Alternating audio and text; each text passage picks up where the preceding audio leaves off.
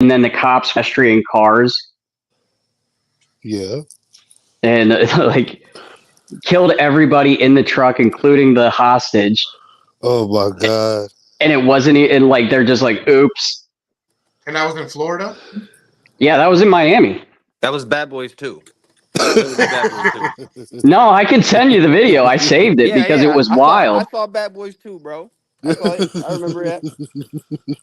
I'm not saying you lying. I believe it. I seen it. They used it in a fucking movie. Hey, what's up? How y'all doing? I just got to work. Good, Jay. It's all good. Oh man. Yeah, there's a lot of crazy shit going on. Well, been going on. Ain't nothing new. Nothing new under the sun. I don't know. And that's what people don't get. Like, that's why everybody's so confused as to why, like, a lot of people think about, like, the Roman Empire. Because we are mirroring the Roman Empire. Well, man, we living in it. It's just with inflation. That's all it is. Now updated digital currency. Updated technology is all. That's all it is. They had false flags. They had propaganda. They had the gladiators to distract people. Instead of killing us, we're just missing the Great Fall. Instead of crucifying us, they're just fucking giving us social media. They crucifying our fucking our consciousness and everything else that comes with that. Yeah, I'd agree. That's the digital fuckery that they doing. This is the, you know what I'm saying? Like the internet, like, you know, I don't have nothing against the internet, nothing. I love it. It's a tool though. It was supposed to be made for a tool, but they use it again to divide and conquer. And it's fucking working. What's his name? Joe Rogan had a old joke from like one of his first albums or first stand-up specials where he's like, he was talking about weed, but he's like, it's just like a hammer. You can build a house with a hammer, but you can also hit yourself in the dick. You could. One of those. That's very true. God damn, what she did to this Linky. That's the worst thing, trying to fucking kink a slinky. I did it twice today. That's why I like only metal ones, because this shit don't happen to the metal ones. Fucking plastic ones and shit. It does if it bends. Yeah, but I bought her for her because she's a girl, so I thought she would be a little more gentle. Yeah, wrong. right. I was wrong. She wouldn't use it as like a whip, like swinging it around. Yeah, I wouldn't be surprised. She did good the first 3 hours. And then I'm doing this. Man. Tonight's topic is gonna fucking be insane.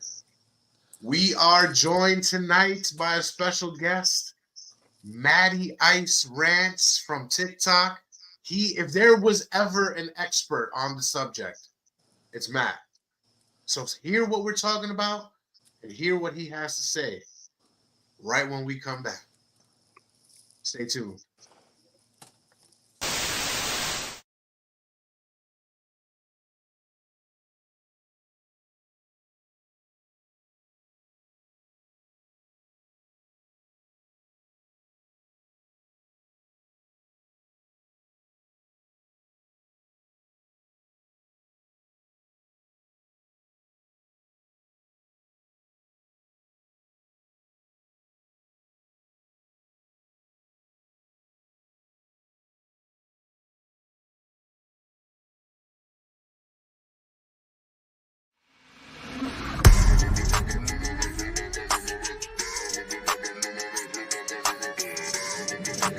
Ladies and gentlemen, boys and girls, welcome to BreakRoom, yo.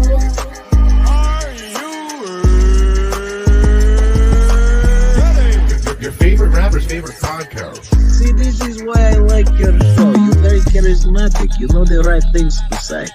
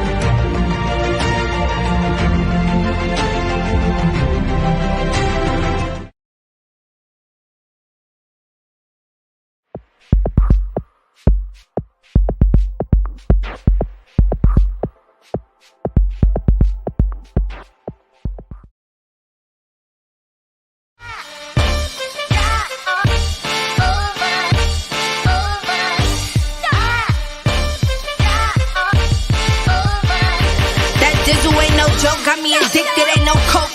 Let's just have a toast. Anybody want some small? Cause it's up. I be dizzled up. Catch me sipping with my double cup. Can't just have one, you gotta double up. You pour it, gotta watch it bubble up. I ain't gon' lie, I cannot get enough. What Callie said, I need another one. Gonna have you coming back for more, but go get it while it's hot. Before it be sold out in your stores. That dizzle.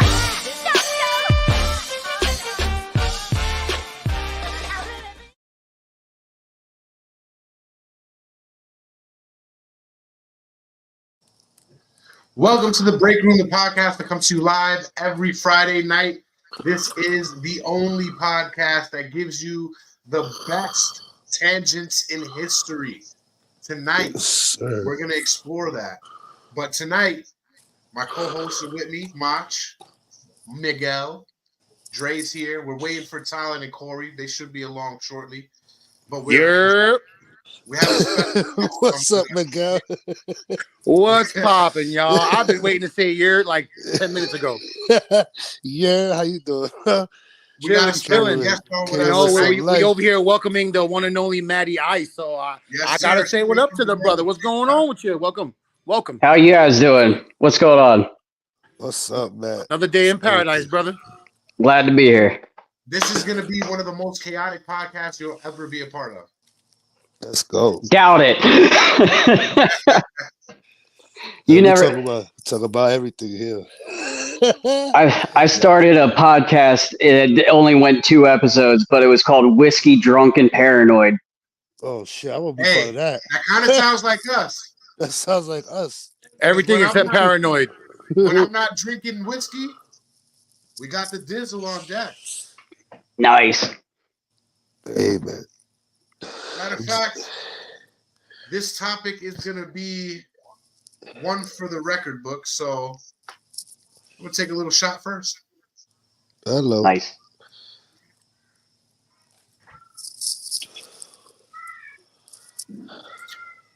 Now, tonight we're going to explore the thought of Donald Trump being a fucking time-traveling savior of America. I don't know if any of that's true. I believe it. Well, I don't know if Donald Trump is a time traveler, but somebody close to him has the ability to time travel, or at least send messages through time. Does that make sense? It makes perfect sense. Now, how long? Yeah, it does, because Donald Trump has a lot of friends that we either know about or don't know about, and because they all got money and money rules this world with everything else, it's not that far-fetched. There's just too many connections for it all to be just coincidence. You know what I think? I think he knows somebody that works for the creators of The Simpsons, because they've been too on point with a lot of shit that they came up that's with. Another and thing Donald too. Trump came up a few times. So well, not Matt Groening. Connects with Matt Groening. Well, not Matt Groening, but another guy that was one of the original creators and a longtime writer for The Simpsons wrote a book on time travel before he started creating The Simpsons. Yeah, a lot of them are very smart. The writers of The Simpsons, so they try to chalk it up to a statistical. How many anomaly. seasons are they in already? 39. Yeah, You that's gotta what they be. were saying. Listen, It's you so gotta many. be a genius to last that long. It's not just that. They said that's why ingenious. more than often they predict the future, because Well, there's an old saying about if you get 100 monkeys in a room with typewriters, eventually you'll get Shakespeare. So it's Yeah. all like, Yeah. you know, Yeah. chance and statistics. Oh, I got some reading material from you, Matt. And You got reading material? yeah, I got the reading material from you. Oh, okay. I'm gonna start reading some of this off and jump in, and feel free to jump in at any time. Now, before we start that, how long have you been researching this? This specific topic, somewhere around like December of 2020 or January of 21. I think it was December of 2020. Is this how the wall started? Yeah. I never wanted to join TikTok or anything. I thought it was kind of, it wasn't my thing. And then my sister got me involved with like just watching videos, showing me videos and sending me stuff. And after a while, I'm like, I could probably do this. So I just started messing around with it. And then I saw a video about just that the books exist, the Barron Trump's Marvelous Underground Journey and 1900, The Last President. So the audiobooks are free on YouTube, and Barron Trump's, and they're free on Spotify. Yeah.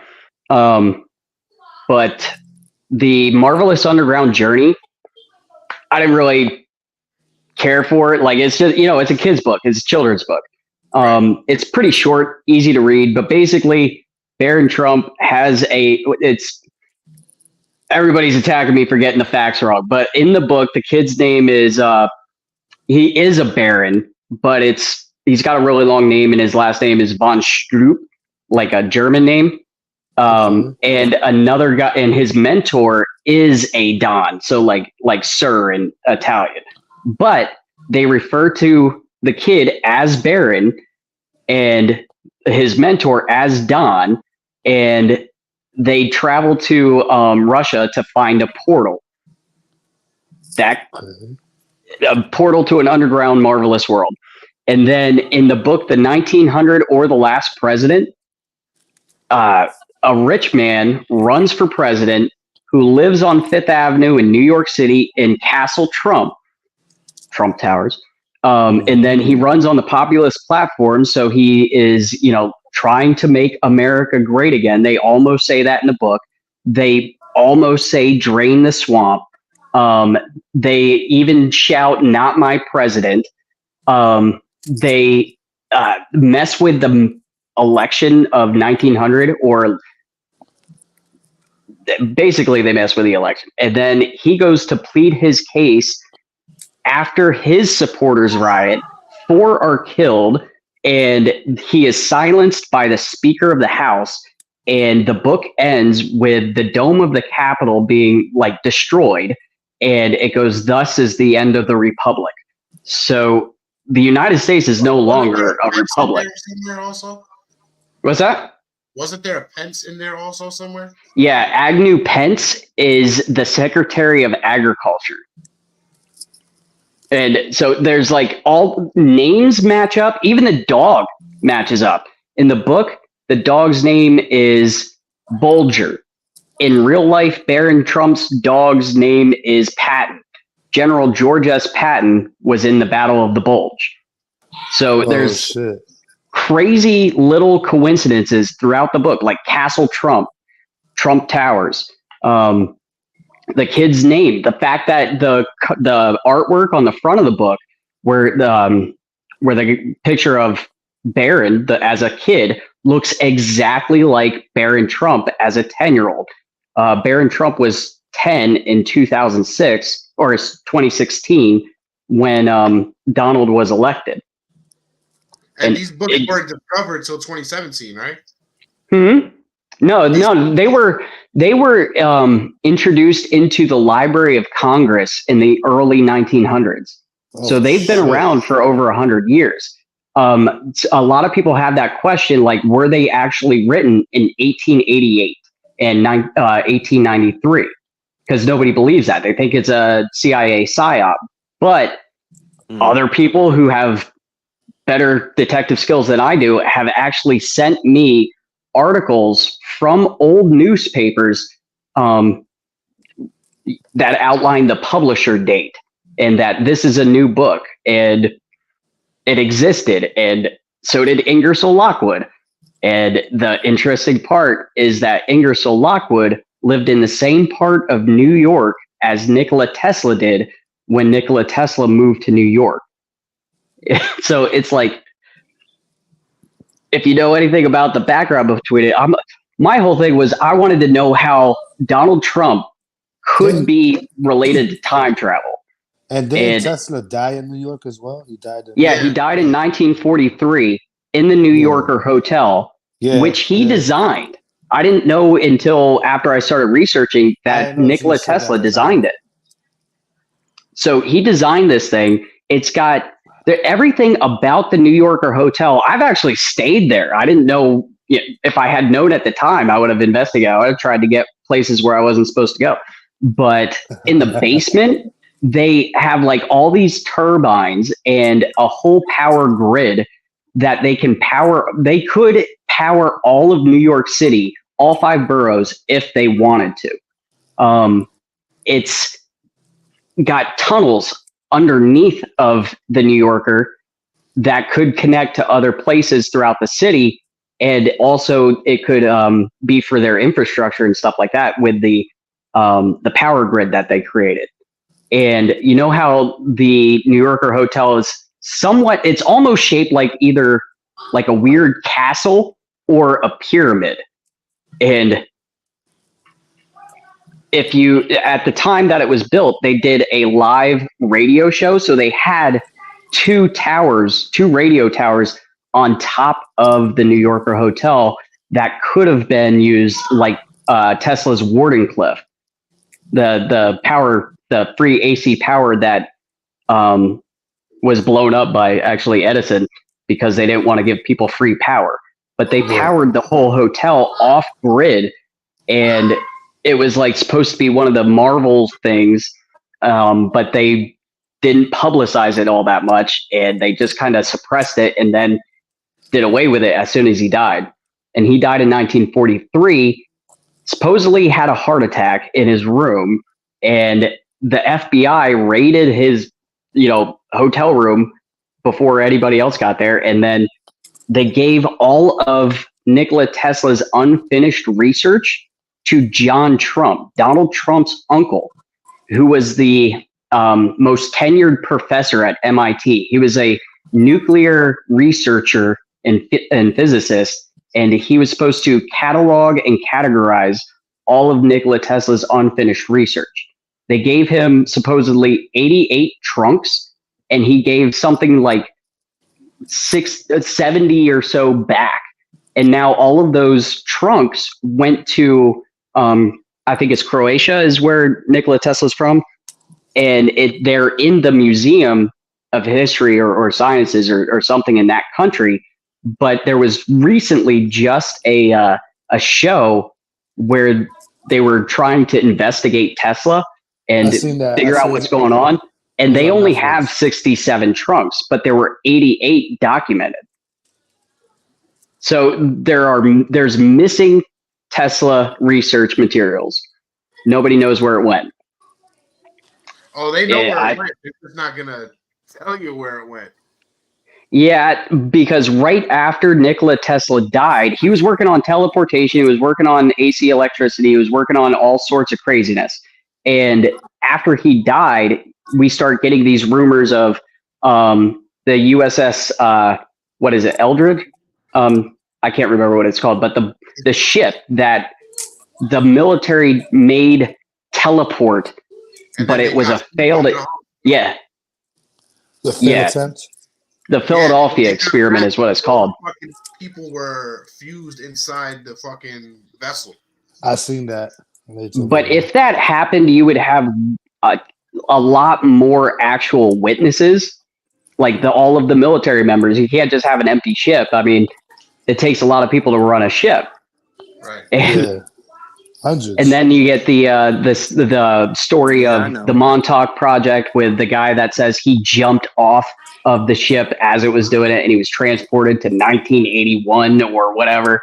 And that's the beginning of the Montauk Project. But that guy's that guy's a convicted con artist. So can't believe him. Yeah. So it says here from the research you gave us, when it got to, it says the National Defense Research Committee called in the MIT, which was John Trump. And it says, if you're not familiar with Tesla's theories, he explored fantastic topics like free. Press the bottom button. What? Press the bottom button. Mute the mic, What man. bottom button? Shh. Quiet. Mute him, Jay. Free energy, anti-gravity, invisibility, and even time travel. John Trump claimed that there was nothing of real substance in Tesla's notes, but this was, of course, a lie. He knew that the National Defense Research Committee realized that the notes were notes contained. It could mean at the end of the world, whatever. So, really, they claim he didn't give anything back because he saw the end of the world through this stuff. Yeah, he could have made either a looking glass or a chronovisor. There's several different names for this device that allows you to bend space and time and view different timelines. So he could have seen the future, or he could have seen whatever area on the whole timeline, since it's all happening all at once. So there's several different outcomes, and whatever his timeline was, he could have seen what they were planning on doing. So there's several different theories, but I 100% believe that something like a chronovisor or a looking glass, or like the movie Deja Vu, where they have this massive or this computer that can use massive amounts of power in order to view the recent past. I think that actually exists. And they predictively program us to think it's, a fairy tale or science fiction by showing us this stuff. I could have sworn I heard somewhere that the Vatican Church has a chronovisor. Yeah. I can't remember. I think it was 1953. Werner von Braun, who's a product of Operation Paperclip, where the United States government took high-ranking military members and scientists from the Nazi Party and embedded them into the United States government under false identities and histories and backgrounds. They couldn't hide the fact that he was in the Nazi Party, but then he and Enrico Fermi were reportedly recruited by the Catholic Church to repair or build their chronovisor. So they might have had some sort of artifact that allowed to look through time, and they helped build it or repair it. Enrico Fermi was an Italian scientist who, at the beginning of World War II, was put in charge of the UFOs that supposedly landed in Italy. And those are real, documented, unknown flying objects. I'm not saying that they're extraterrestrial or alien. I'm saying they're unidentified flying objects that crashed, and they kept a lot of it secret, but the pictures of the actual device or craft exist. It's a real thing. We just don't know where it's from or who it belongs to or what it is.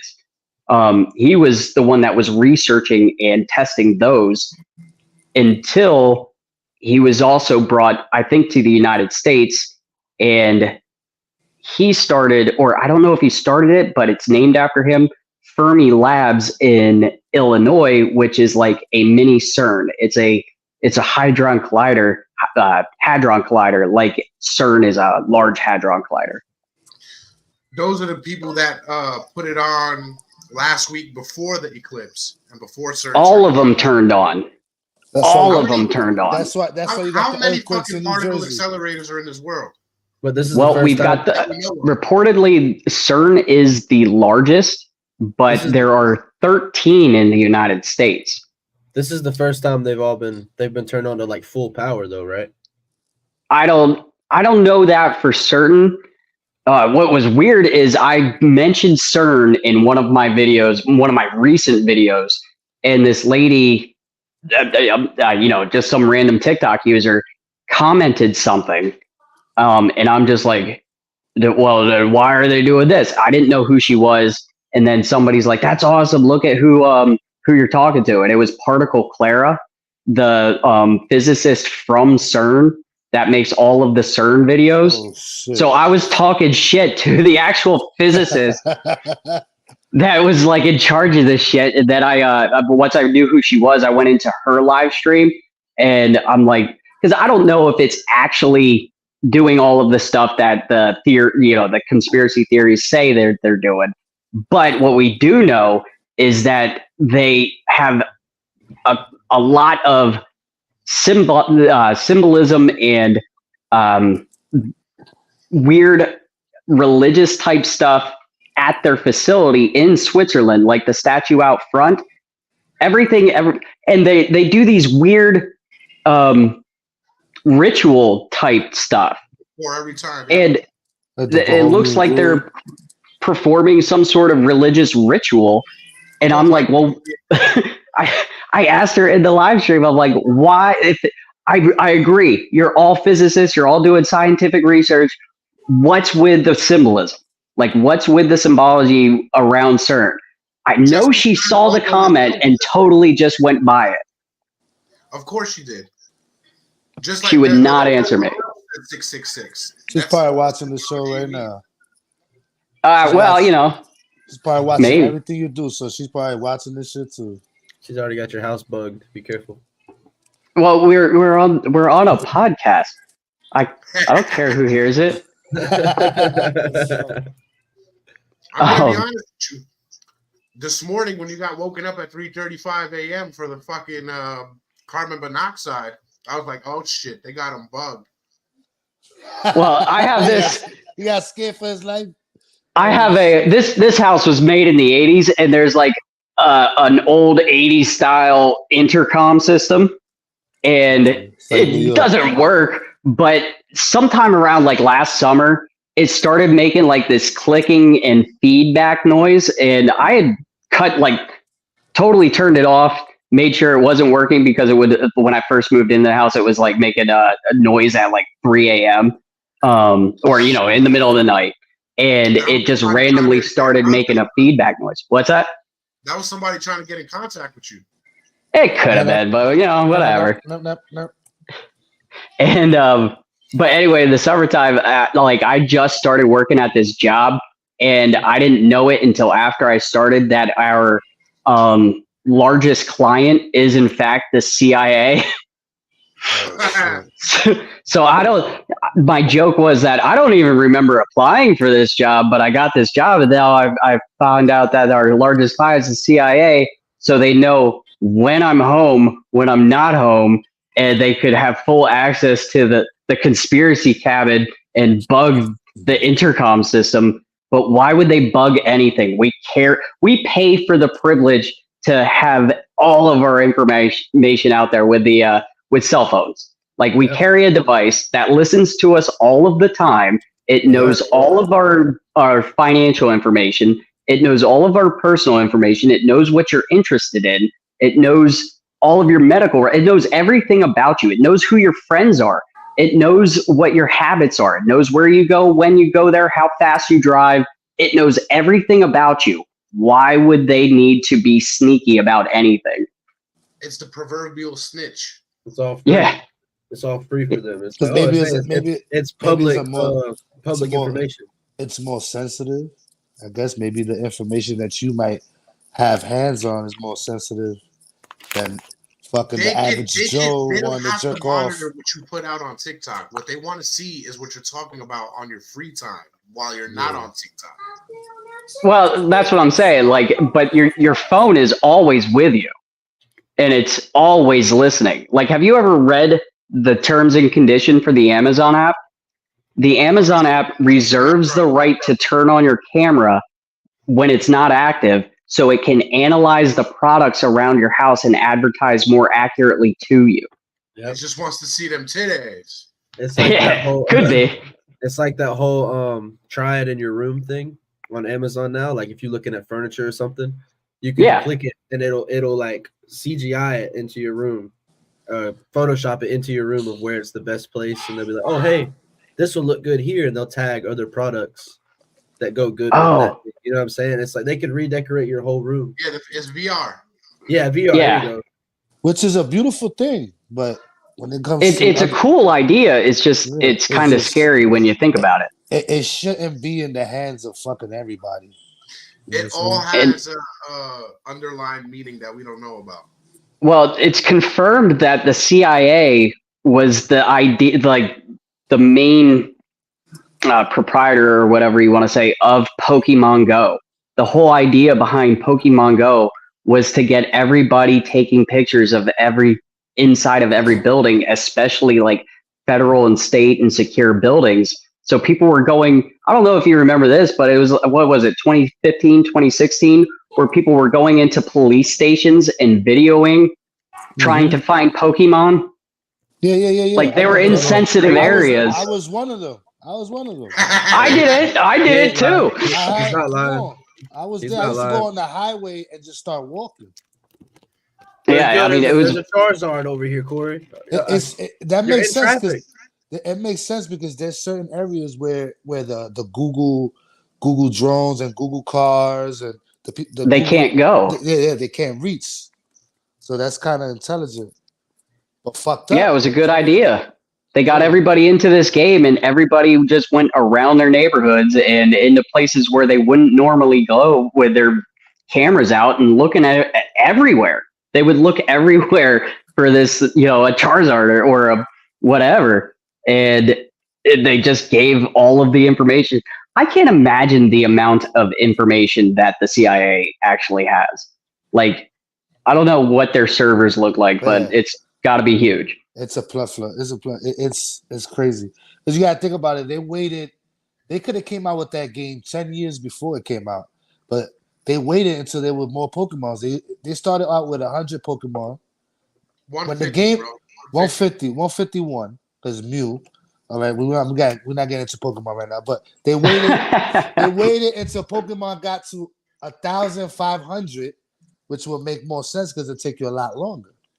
Yeah. That makes sense. I played it to this day that don't have all the Pokemon. And there gotta be somebody. you know the movie The Dark Knight with all of Batman's cool little toys like the cell phone thing that can use frequency? That's real. Everything in that movie that he uses technologically is real, and it's been around since the early 2000s. And people just don't know about it. I'm telling you, everybody thinks they're just spying on us for information. They just want to see them titties. That also is a possibility. Like, now they definitely trying to see titties. Definitely see titties. According to what you gave me, it says after that, although Trump thought that Tesla's time machine was plausible, it was not possible to create using technology that existed during his time. So John Trump died in 1985, but before leaving Tesla's notes and their incompletions to the protection of his beloved nephew Donald. Around the same time period, Donald Trump was known to use pseudonyms such as John Miller and John Barron in partial homage to his uncle. However, there was another pseudonym that Trump was not so well known for using. And I don't know. I've heard the story of the name I'm about to say right now, but I don't know if I believe that one's Donald Trump. Who that is? John Titter. I don't think that would be Donald. He may have used the pseudonym,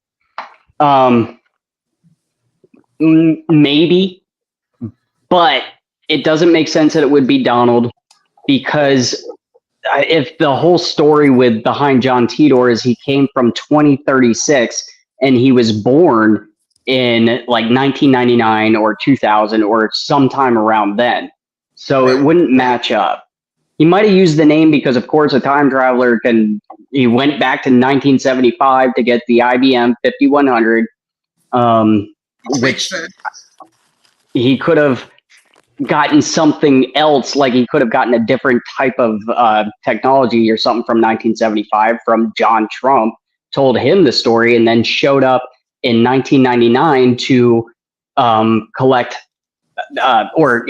he said he wanted to get photos and personal things and actually meet some family members or personal friends. Before he did that, when he went to 75, he said he met with his grandfather.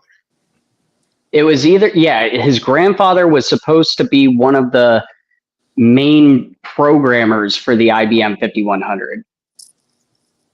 But I mean, the story of John Titor, the whole thing, not all of it is true, because there was a guy that took credit for it and actually copywrote the story because, just for his own benefit. And he did write some of those faxes to I can't remember the guy. I can never remember that guy's show. Art Bell.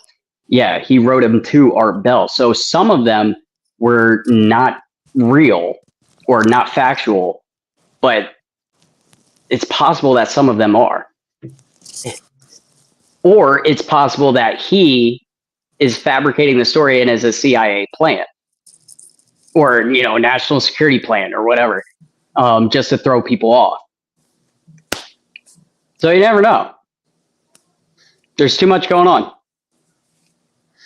Now, but my new theory is that John Titor is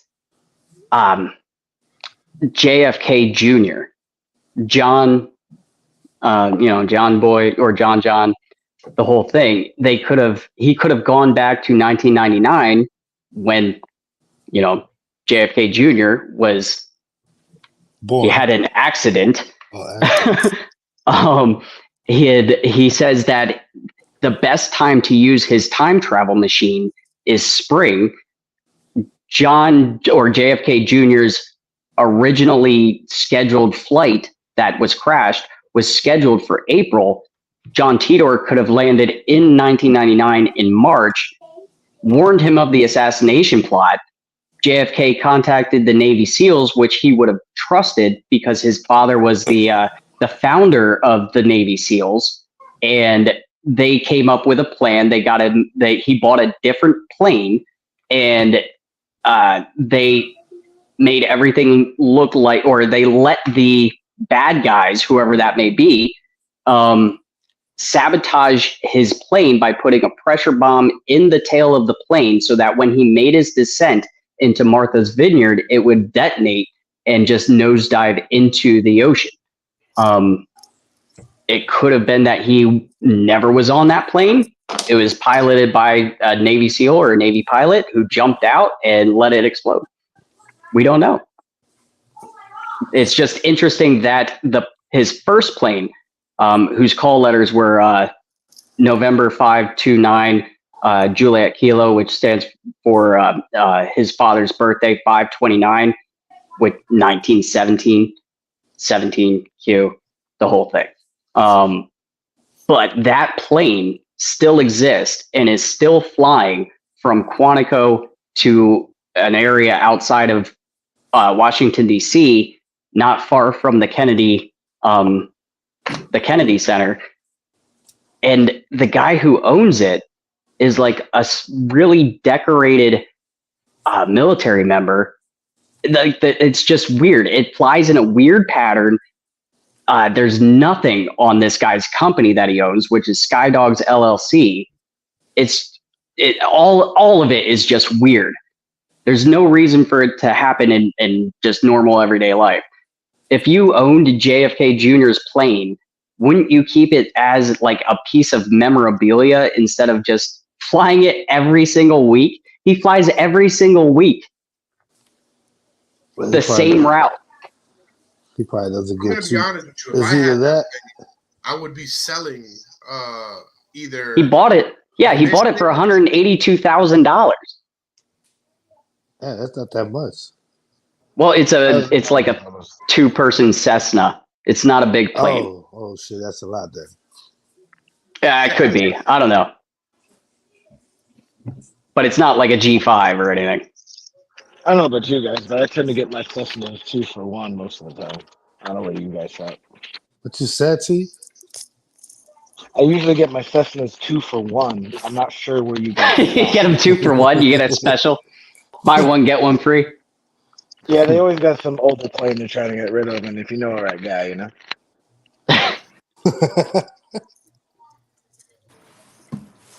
How's it going, everybody? Sorry I'm late to the show. I legit just fell asleep a little bit, but thanks for coming on and showing us everything that you know, Matty Ice, because I've definitely seen your videos before and was like, that's a lot of coincidence. Awesome. Yeah, I'm not calling them coincidences anymore. I'm not calling them conspiracies. I'm calling them coincidences because the negative connotation for the word conspiracy automatically makes people think that you're absolutely out of your mind and you're just a crazy person. So I just present it as this is all coincidence. If you think something different, why don't you go research it? But this is what I think. Right. No, absolutely. You can, at a certain point, you have to acknowledge the contingencies of events and be like, yeah, I understand this seems very extra, but how many very extra things can kind of coalesce in some manner so many times before you gotta really start looking at it? So glad you're doing exactly. Looking at it. And and what's weird is I never said that I'm a fan of Donald Trump. I never said that I'm a Trumper or a Trump supporter or that I'm a Republican or any of that. And people come on in the comment section, saying all this stuff. And I'm like, where did you hear that? Because I never once mentioned that he was a good guy or a bad guy. I said that this is the story. You're the one that put your own bias into it, which means that maybe you should take a long look at yourself and get out of your echo chamber, because you can't even hear somebody's name without getting defensive of it. Yeah, they get all butthurt. Yeah, social media likes that. They like doing that shit. They put their feelings before critical thinking. There's more bots on YouTube and TikTok and all of the social media platforms than actual users. I don't know how old you guys are, but I got on Facebook in 2007. Most of us are your age. Some of us are younger, but most of us are your age.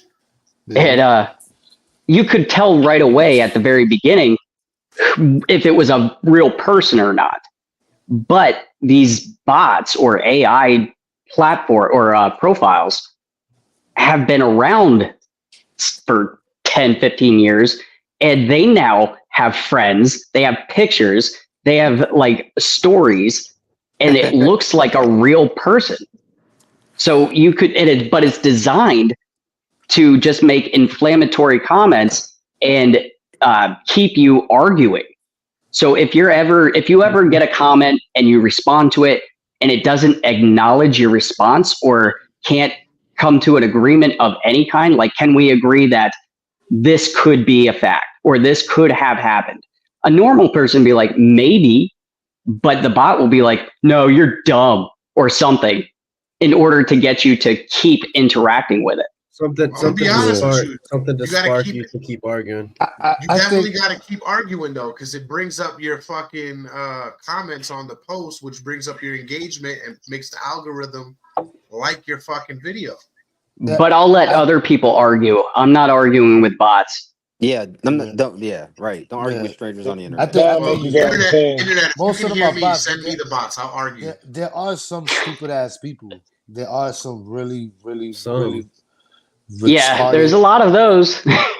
People on the specky that want to argue.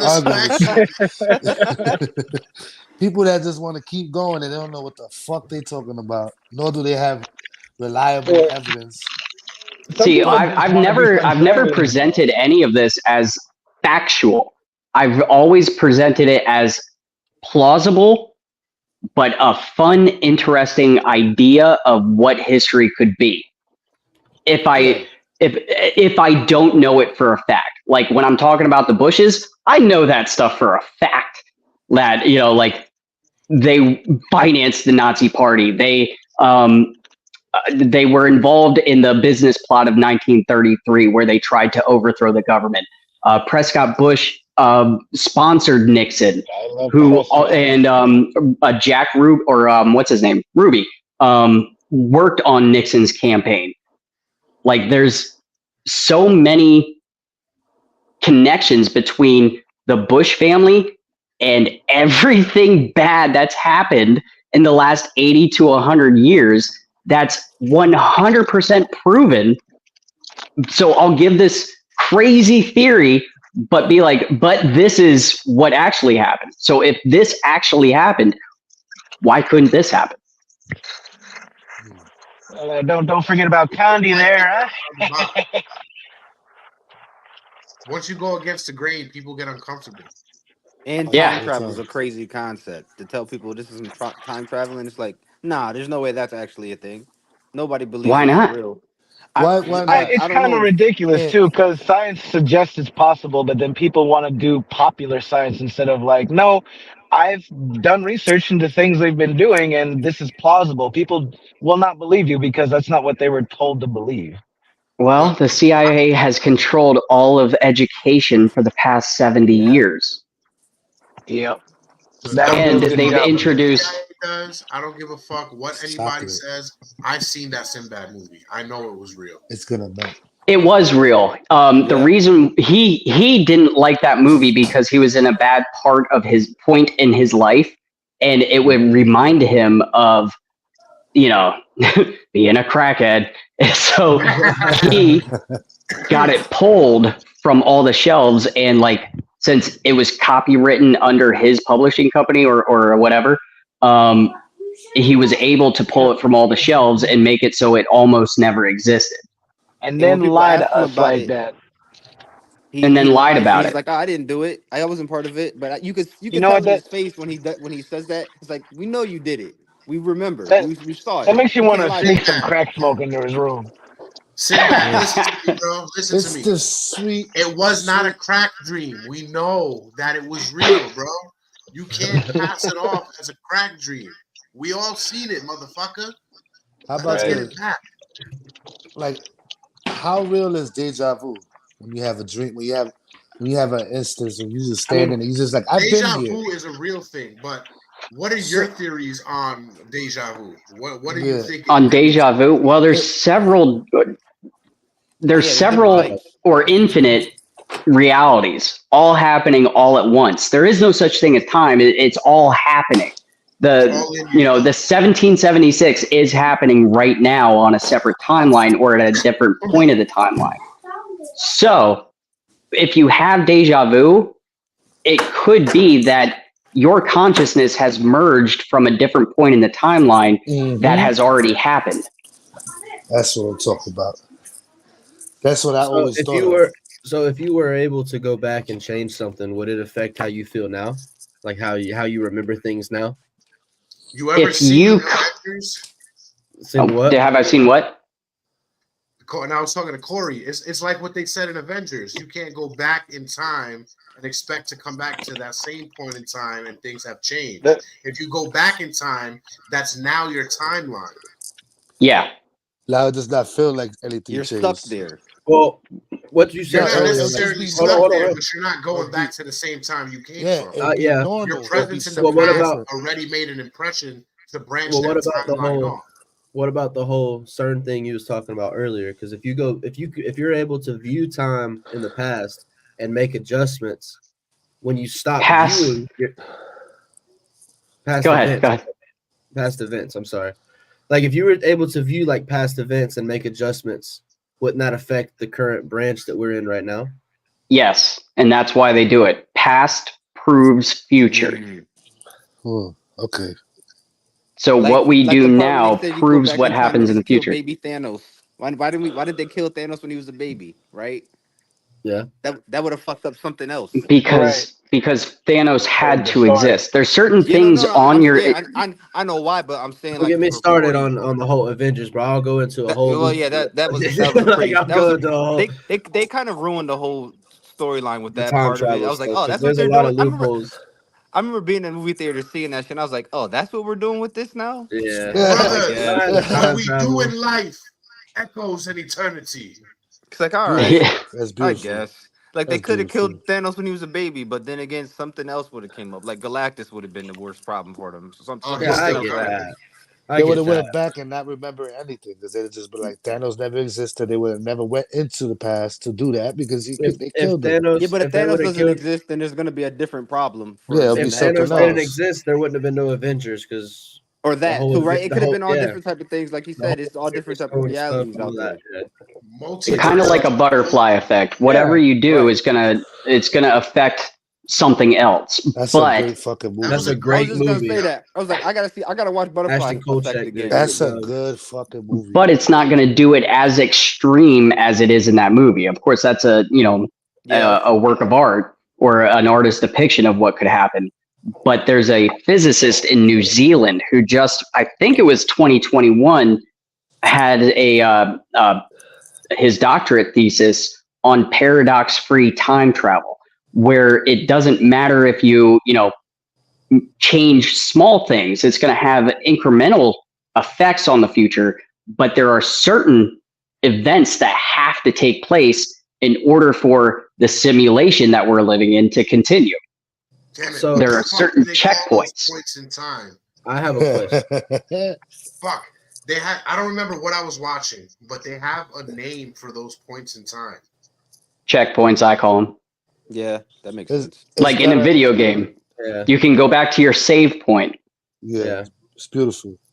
I know what Jason's talking about. I've heard it How about- before. It's gonna fucking bother me the whole episode now. Yeah. Get a nice little auto save. Paradox? Yeah.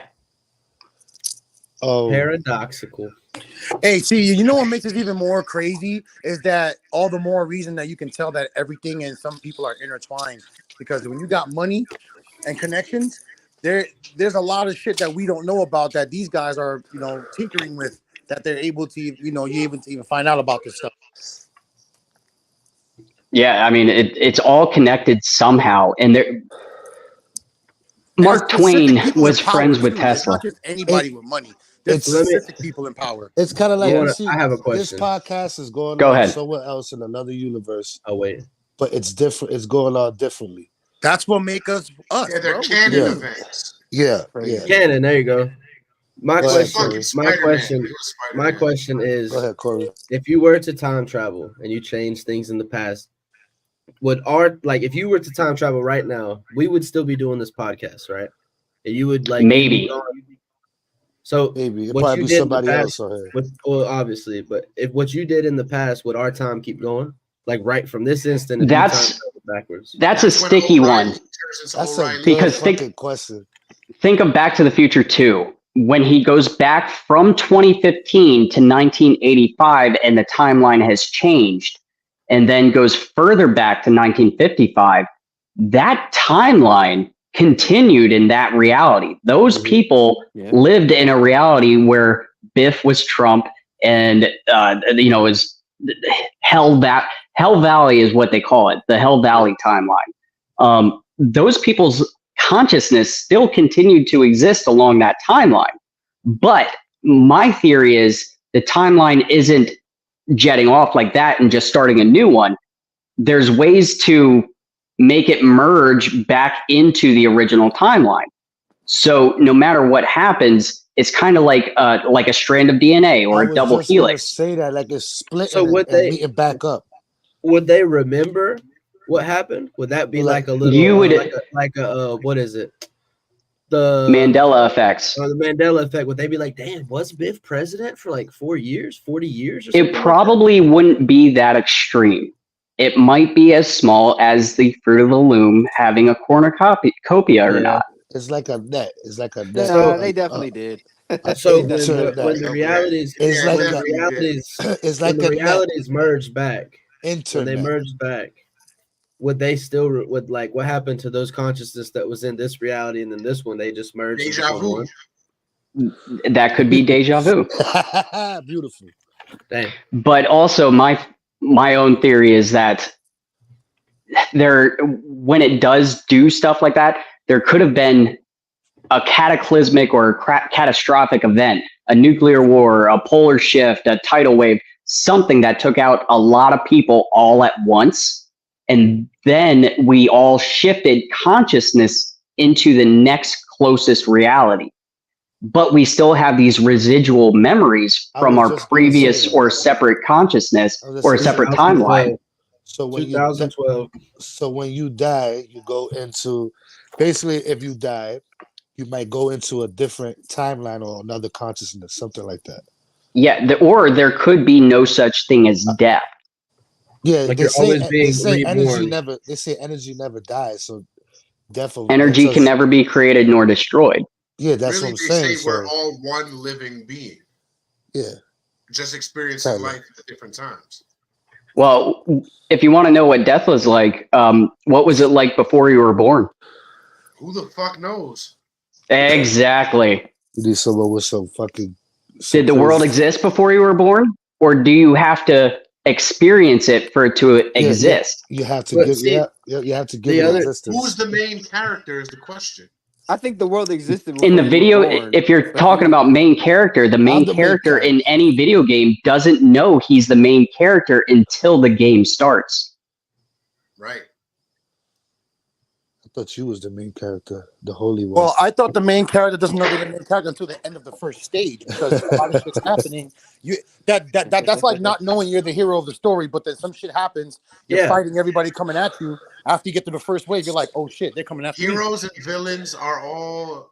It all depends on your perspective in life.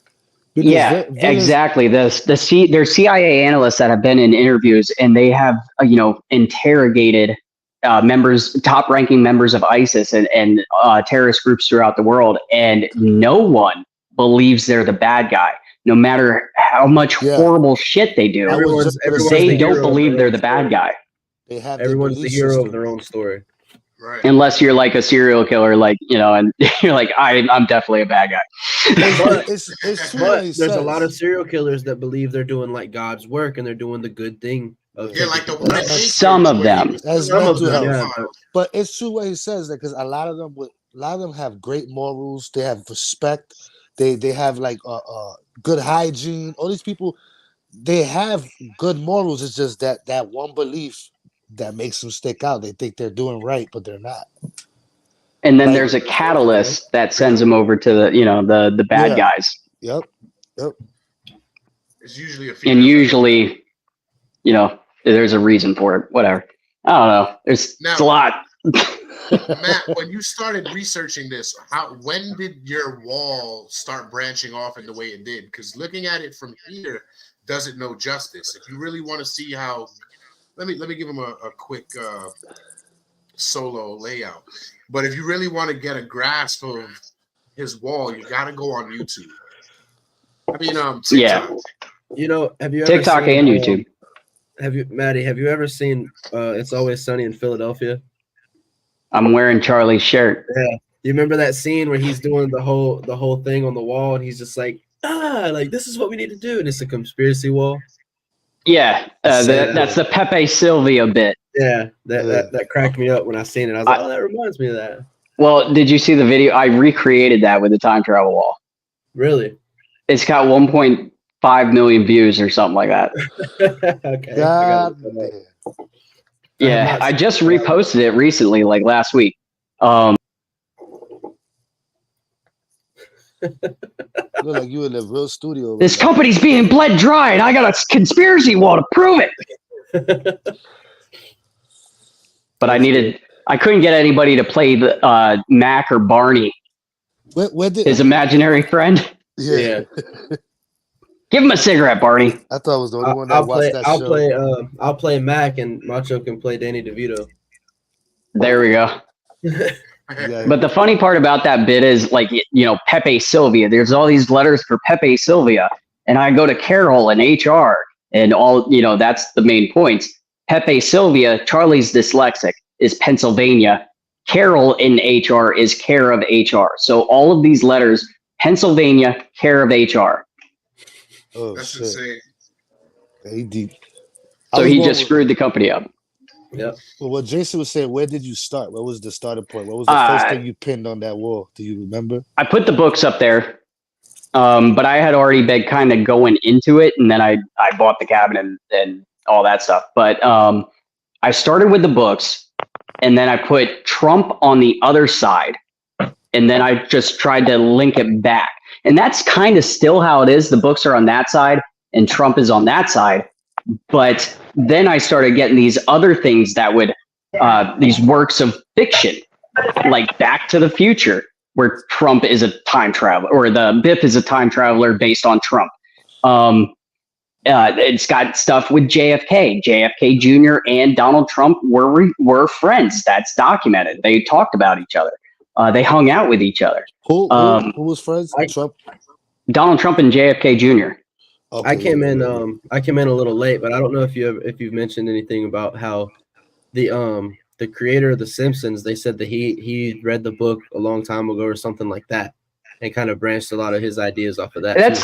That's possible. The books have been around for over 100 years, so it's possible that Donald Trump read them, liked the name Barron, and then named his son Barron. That's possible. Do you think that? Do you think that's not possible because we all know Donald Trump doesn't read. How do you figure? Everybody has this idea that Donald Trump is a moron. No, I didn't say he was a moron. He just states that he doesn't read shit. Wrong. Well, that doesn't mean he doesn't listen to audiobooks. I rarely read either. I don't either. I used to read a lot too. I'm an audiobook person myself now. I have to be doing something with my hands in order to absorb information. That can be taken in a lot of ways, Matt. That's cool. Yeah, I got defensive real fast because I had a point that I was going to make. The man's a 3D chess master, and everybody thinks he's an idiot. 3D chess, like the computerized? Well, no, the 3D chess is when you have 3 chessboards stacked on top of each other playing 3 different opponents all at once. Fuck that. He's a beast. I prefer 4D chess. Yeah, fuck that. You play opponents over time as well. There you go. Chess. I'm gonna tell you, I was in a chess team for like 6 years, but 3D, I'm not doing that. And the funny thing about Barron is that Barron, when his test scores came out, he's got an IQ of 146, which is genius level IQ. So he's no dummy either. And since he would be the right age to be John Titor, it would make sense that he might actually be John Titor. Well, listen. That's very curious. Smart people always make the biggest. Smart people always make the most senseless decisions at times. Well, Barron yeah, Trump Tesla. Tall, Say it again. Barron Trump is fucking crazy tall. Yeah, he's 6'7" or something like that. Trump ain't short either. Still in his teenage Trump years. like 6'2"? Yeah, he's got some growing too. 6'7"? No, Barron Trump is 6'7". 6 foot. He's either 6'6" or 6'7". Trump is 6'4" though. 6 foot, right? Yeah. Yeah, Trump is 6'4" or 6'5". And his wife is tall too, ain't she? Yeah. Yeah. She was a model. Yeah, so she's How about tall. Trump's son?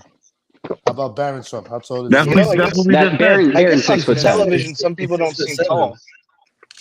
Oh shit! Just like in the book. Nobody looks tall on television, to be honest.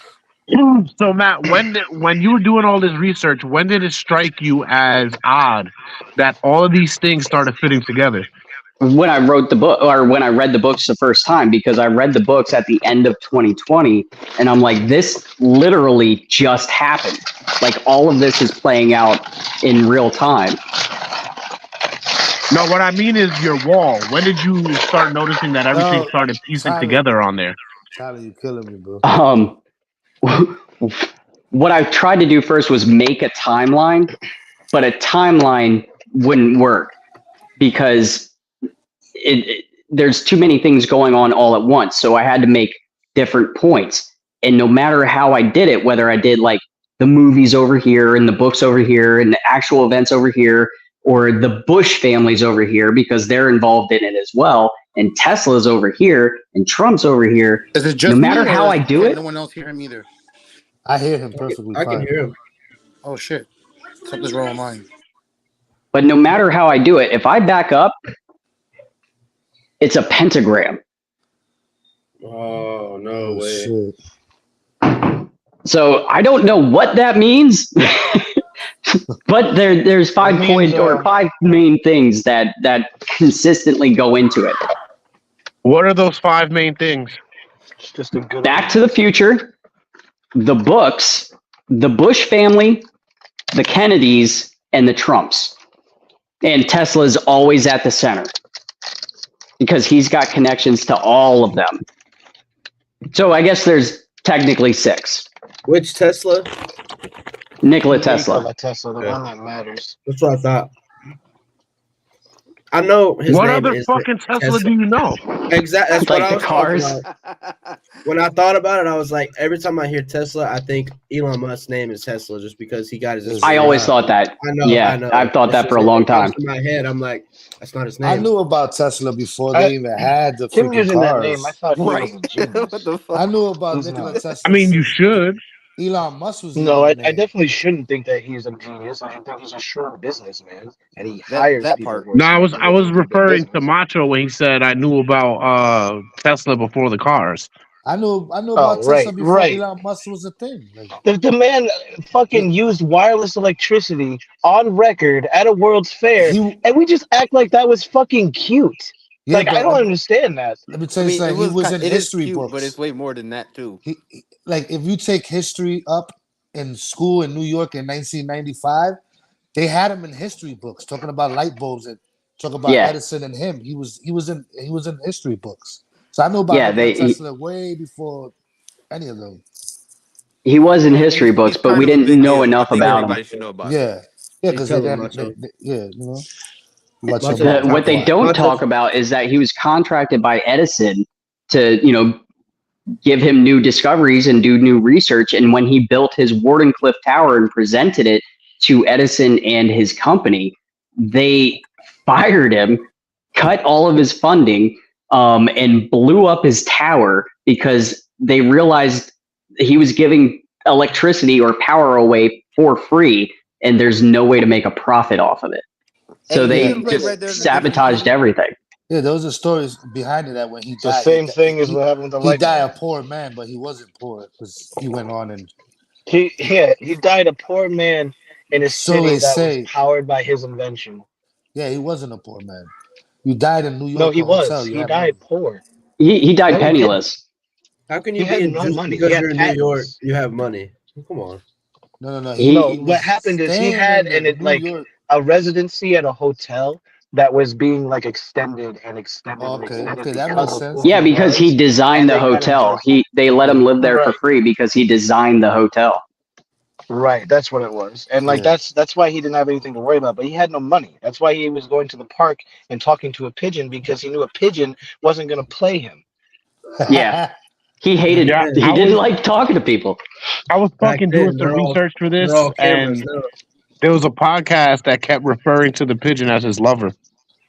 Because he became he fell in love with the pigeon, but it's more I see what you're saying. But they say he fucked the not pigeon. like literal physical love. Man, He wasn't out here I know banging that's the physically behind the impossible, but bench. still. But he had he had an admiration for the if you pigeon have a that he micro couldn't penis, find you in might people. be able to fuck a fat pigeon. You get one of them. It wasn't that. He was a lonely man. Listen, no. I'm responding to what Jason says. It's physically impossible. I think we've all had a pigeon once or twice in our life. If you have a haven't, micro thank you. penis and live in New York with the diabetic pigeons, you probably could make it happen. You know what? Birds aren't even real, guys. Thank you. That's Right, it's a robot. It's just a pussy pocket with wings. I'm pretty sure that shit is real. I'm pretty sure. Yeah. I've done kills. That's how my conspiracy mind started. I was with the birds. Just came home. Yeah, just came home from school, and I was talking about this kid in class that was talking about how birds aren't real. Like he was like, they're all robots and all that. And I'm like telling my dad about it, and he goes, "Well, what if not all of the birds are real?" Right, that part. And then it was in the days of AOL, and he went on AOL and found a picture of the CIA mounting a camera onto a pigeon and using it as a spy bird. Yeah, that was one of their experiments or projects in the AOL chat 70s. room was that? Now I got to tell you, Matt, when I do research, I don't mean to go deep, but I go deep a little bit. Me too. And Yeah, I listened to a podcast that you were on, and you were talking about your dad. And your dad was a scholar turned reverend, correct? well, he was a veterinarian. He graduated third in his class from Purdue School of Veterinary Medicine and was a veterinarian for several years, and then decided to go become a pastor and went back to school and got a doctorate in Greek and Hebrew literature, and then got a doctorate in modern pastoral theology, and then got a master in something else. The man, he was a genius by all accounts, but you know, I'm not. I'm adopted. I mean, I don't know. You've still got some prowess going on and dedication that's not really common nowadays, because there's almost everybody has come across something that they're like, I don't know about that, and maybe they went down a rabbit hole. You didn't just go down a rabbit hole. You said, I'm taking notes as I go down this hole, and I'm gonna share them. And holy shit, wait a minute. These two things match together, and then it's snowballed more and more and more to where, whether or not you may consider yourself an intellectual genius, you have a sense of genius about you, because this has existed long enough that somebody else should have been making these plot points and these connections and putting it out there. The internet has existed. If they're putting pictures like you're talking about on AOL chat rooms, somebody should have did this before, but apparently they did not. So kudos to you, truly, for honestly keeping up the legitimate aspect of conspiracy. Because, like you said earlier, there's such a stigma with that word that if you say it, it automatically discredits what you're saying, regardless with how factual or how curious the events may be. So even though the algorithm sometimes doesn't want me to tell me the fire that you're doing, I follow and I definitely have seen what you've been doing, and you keep me interested in conspiracy, because there's a lot of stuff that's come out that's like, this is kind of fucking boring. Like the Mandela effect is so popular, but it's like companies and people will lie to you. They will absolutely do that. I don't know why you think they won't, but you point out things where it's like, I didn't even know that, regardless of time travel, and I believe in that. I didn't know this event like happened, you know? So I appreciate you for that, man. Oh, thank you. Trying to say you didn't just go down the rabbit hole, you became the rabbit hole. Yeah. That's why people think I am the time traveler. Morpheus. Yeah, time traveler. You know, I'm not gonna lie. Do you have any dark sunglasses on? Carter, can we take just a quick look, see if you don't look the same? I don't know. I see Matt's pictures, and that guy looks a little taller than Matt. Yeah, that guy is way tall, which means that he could be a Trump. They make platform shoes. Right. They make platform shoes, sir. That picture, I don't think is proof of time travel. That guy he just has a weird. The guy, there was a camera that was a vertically held camera in that time. That was the early days of digital cameras. That didn't even have a display on the opposite side, but you could take pictures like that. What about the Chaplin movie? I was just about to say that, Jason. Yeah, exactly. The Charlie Chaplin movie with the woman who has like a phone. She's walking by and it looks like she's like. It's not a phone. It's an ear horn. She's hard of hearing, and it's an ear horn. Okay. See, my thing is, I remember a character in Tintin having one of those. And then there's another movie. Yeah. And I remember seeing that a long time ago, and I was like, who would she be calling back in those times? Like nobody. I'm the first one to have one of these. Yeah. Guess where I'm at. She would just call. She would call the operator and be like, "Don't get me started, Corey," because I say that all the time about the motherfuckers in space. You don't got hear me now? But there is. 32. But there is a fossilized rock carving. I don't remember where it was found. That looks exactly like a '90s Nokia phone. Yes, I have come across that before. There's definitely there's enough oddities to make you question what they tell you is true. Yeah. And the fun, I love this theory. I don't know if it's true or not, but when they were experimenting with time travel, like whatever government group was experimenting with time travel, they would do the same thing that they did with like the Tuskegee experiment, and they would just get like drunks and homeless people and like throw them through this portal. And can you just imagine like waking up and you're in like prehistoric, like it was the best theory I've ever heard. You know what's crazy though? There are laws in certain places where like you can't put hypnotized people in a storefront. So that doesn't seem ridiculous to me. The kind of random specific laws out there and the amount of science that they hide from us, they probably did. They probably did take a bunch of drunk guys and be like, yeah, just walk through that door. And they're like, whoa, what is this? And they just get pushed through and they're like, subject did not die. Seems to be transported. Still too afraid to look myself. Or they go into like a field or somewhere where they know stuff. There was no structures or civilization in that field, and then look for this guy's remains. That's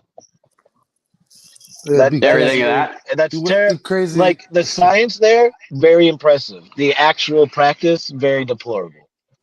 Oh yeah, no. But I mean, you don't grow as a society without throwing massive amounts of suffering. you gotta become an omelet somehow, right? Yeah, you gotta break a couple eggs. Imagine it waking up. I'm go ahead, Macho, my bad. Nah, I was gonna say no, forget it. Go ahead.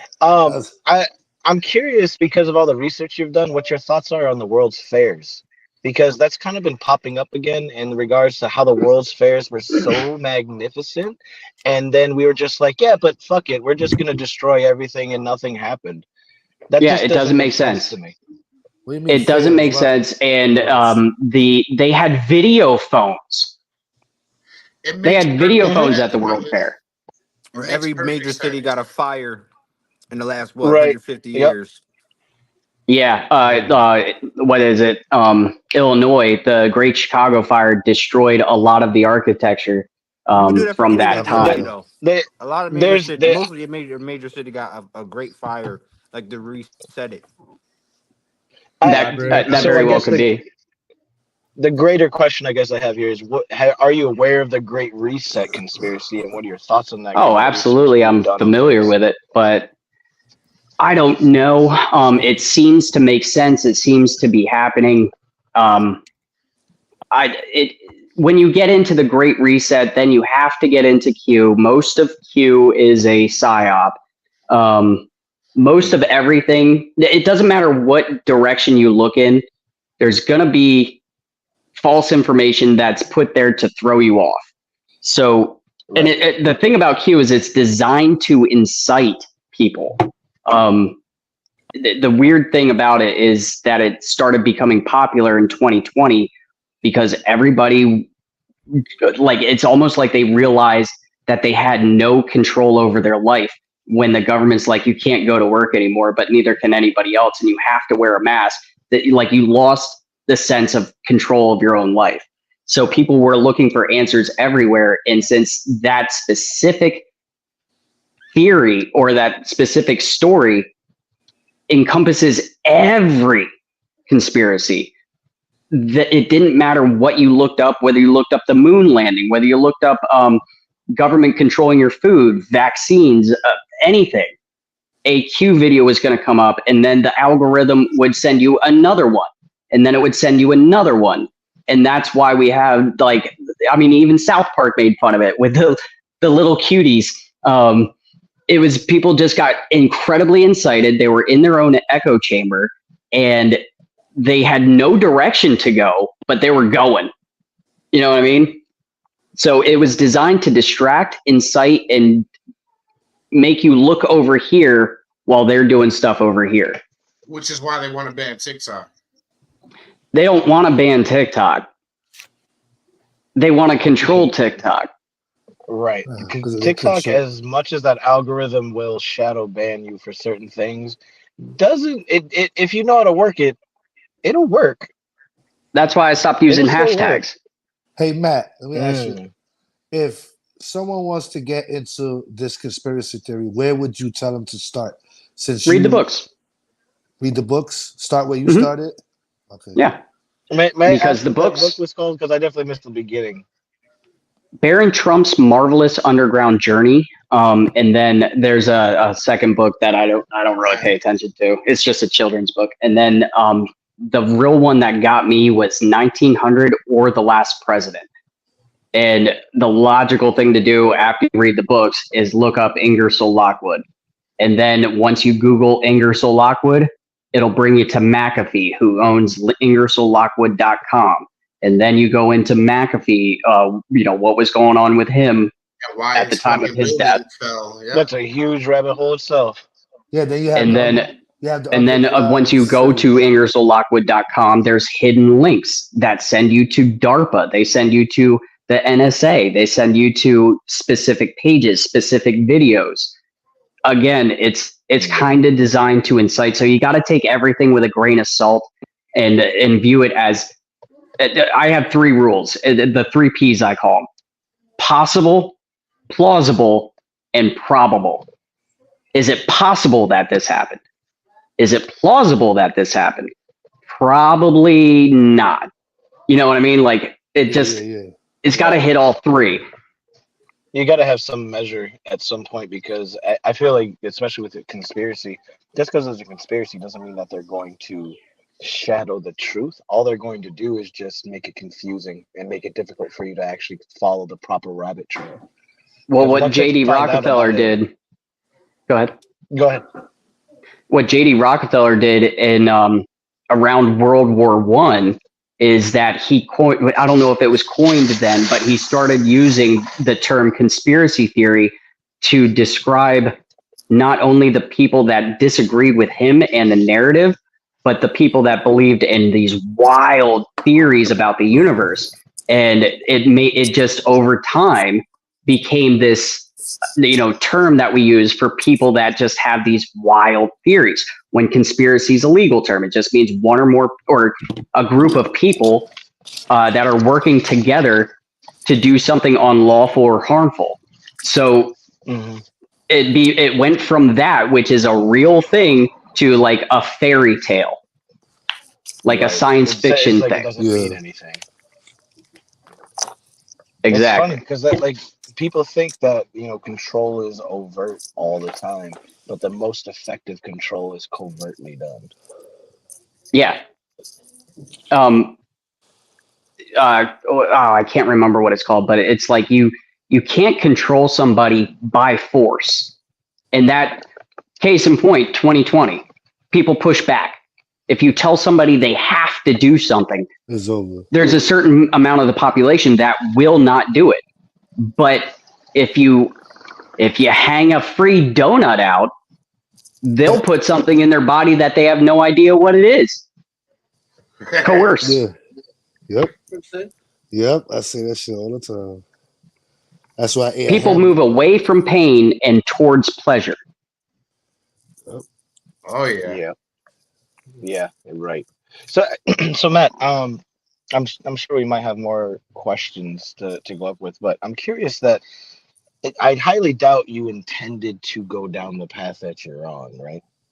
It's gone. It's it's morphed a bunch of times. It just started. All I wanted was factual information that could be in some way connected to this book. But then once you start doing that, it brings you into the movies that are foreshadowing, or movies that mention this. So people knew about this stuff or were given this sort of information, and it's been out there. We've all seen it. It's foreshadowing, or it's predictive programming, where they say, "Oh, it can't be real. I saw this in a movie." Mm-hmm. So it's just it's not critical. It's gone so down so many different rabbit holes.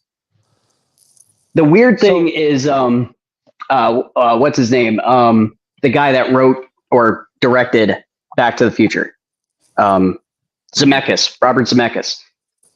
He not only wrote Back to the Future or directed Back to the Future, but he directed a movie called The Walk, which came out November 22nd of 2015, which is JFK's anniversary of his assassination.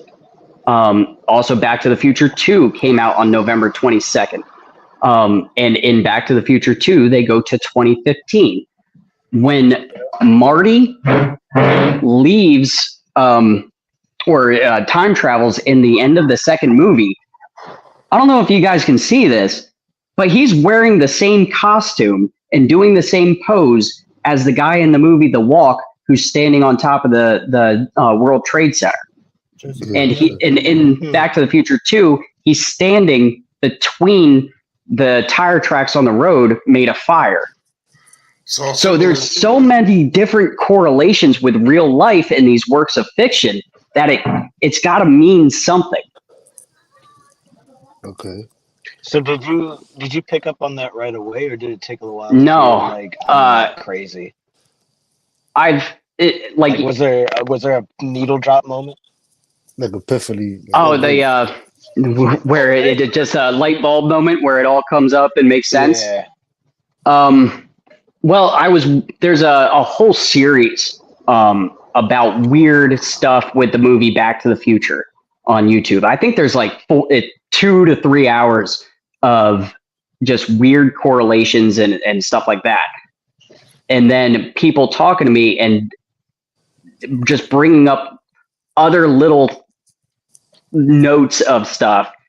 And I'm like, wait, no, I just read something or saw something or put it on my wall. I can't believe I missed it. Like the JFK plane. What happened to it? It's still flying. Why is it? It's flying in a Q pattern.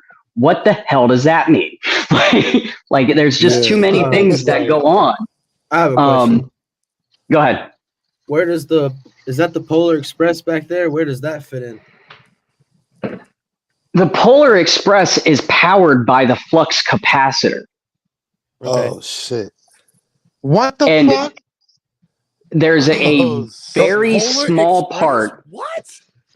The Polar Express is powered by the flux capacitor. And what is the time machine at the end of Back to the Future 3? A locomotive. It's a train, right? Oh, get out of here. Yep. How many suns? That's crazy. Never thought of it that way. Doc Brown. Yo, for real, because I even not thought about that. Sorry, I didn't want to like interrupt. Go ahead. Like the Polar Express seemed like almost like every stop was like a quarter away around the world. Like, how the hell can a train continue moving like that? And drop them off at the same time. You're but right.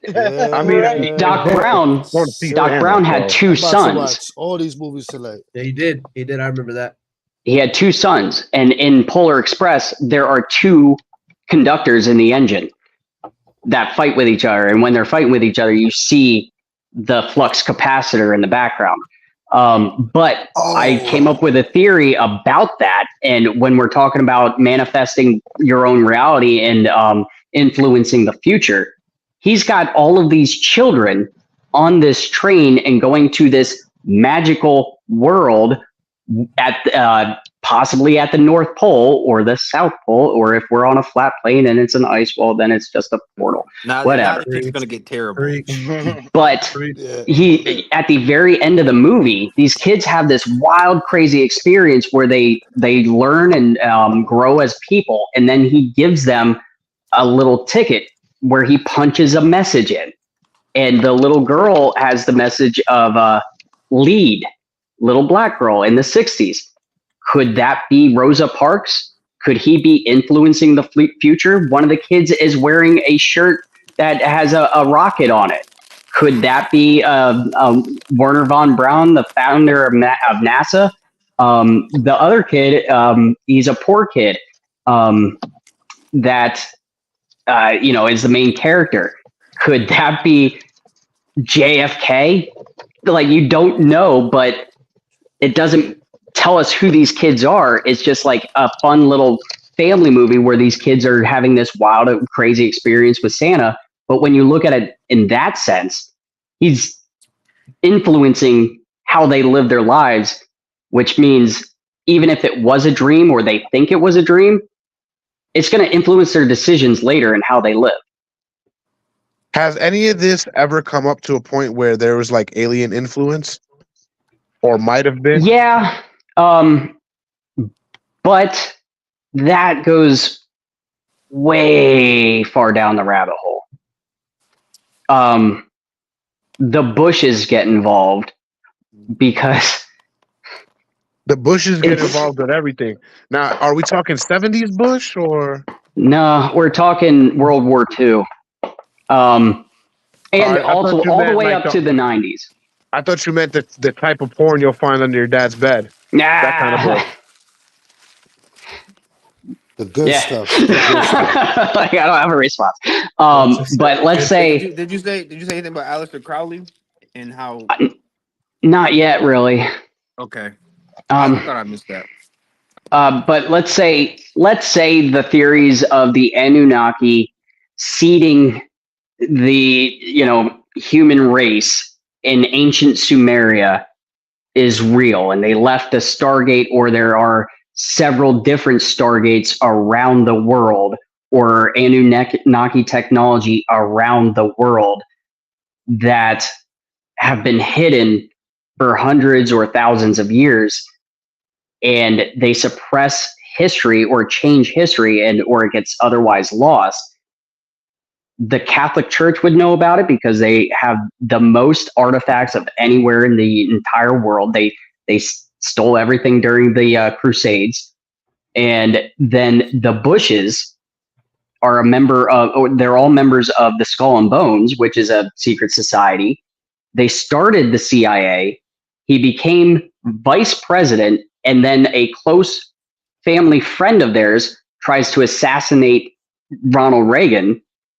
Nobody talks about that. How, what's his name? The guy that tried to assassinate Ronald Reagan is a family friend of the Bushes. His brother had dinner with one of the Bushes in Colorado the night before the assassination attempt. Nobody cares about that. And then George H.W. finally does become president, and we go to war with the area of the world that would have been Jr. Yeah, John Hinckley. Thank you. He's on YouTube, by the way. He's out of prison and he's on YouTube, and he makes music. Hey, have you seen the whole conspiracy of the JFK and the Abraham Lincoln connection, about how the whole time travel and everything with that too? Yeah, there's some correlations. What I'm more interested about with Lincoln is the letter he wrote that mentioned the giants that are buried in the Native American mounds, the burial mounds, and how it was he just mentioned it like it was common knowledge. And now if you bring up giants, people think you're out of your mind. Yep. Yeah. Even though there's a documented case, the giant of Kandahar, where we killed a giant in the mountains of Afghanistan and brought the body of it back to the United States to research it at a army base in Ohio. That's a documented case. Everybody thinks it's false, but it's literally what happened. I was sure, almost 90% sure you was gonna say Abraham Lincoln being a vampire hunter. There's little to no evidence of that. It's a Great good movie. though. Great movie. It's a decent movie. There's a lot of weird stuff about Abraham Lincoln, like who he was involved in or with, how he became president. It's weird, but I don't think that there's any real evidence that he and the Kennedys are related. There's also the theory that his children are the Kennedys. That doesn't make any sense because just the parallels in their assassinations themselves are pretty fucking astounding. Yeah. Well, John Wilkes Booth did not act alone. It wasn't just a lone actor like they said Lee Harvey Oswald was, but they made it seem like that. He also, I don't know, there's a lot of stuff going on with that I really haven't gotten into. I do know the theory that his kids or maybe his family members are somehow related to the Kennedys, and they put him into hiding. It's a weird theory, but it doesn't match up with what factually happened at all. I don't know. There's too many things to keep it all straight. That's why I made the wall. Let me ask you a question. Yeah. Say you find a piece of evidence that's right, that this is a true thing with the Trump. Would you write a book about it? Would you put it out there? What would you do with that? The story's not over. So what I'm doing is I'm just documenting it as I go. Okay. Because I could put it all out there as either a movie or a book, but it's not going to grab people's attention. Like the cover of the book, The Bush Connection, grabs people's attention, but no one's actually read it. No one's actually researched it themselves. It's plausible. It's not very probable that George H.W. was actually the son of George Scherf, who was the accountant for Tesla, but then went back to Germany to join the Nazi Party and become a high-ranking Nazi military official. That is plausible. I don't know if it's possible because we do have historical fact about George H.W. and where he went to school, who he was associated with, and when he was in the military, the plane that went down. Like, the real story is way more interesting. I think it was even Mark Twain, who was friends with Tesla, that said, truth is stranger than fiction. It's way easier to write a fictional tale than it is to write a historical biography because people do things that don't make sense. Yeah. A movie has to make sense. Yeah. Or a book or a story has to make sense when in reality, it doesn't. People do weird things. All the time. And TikTok's there to record most of them.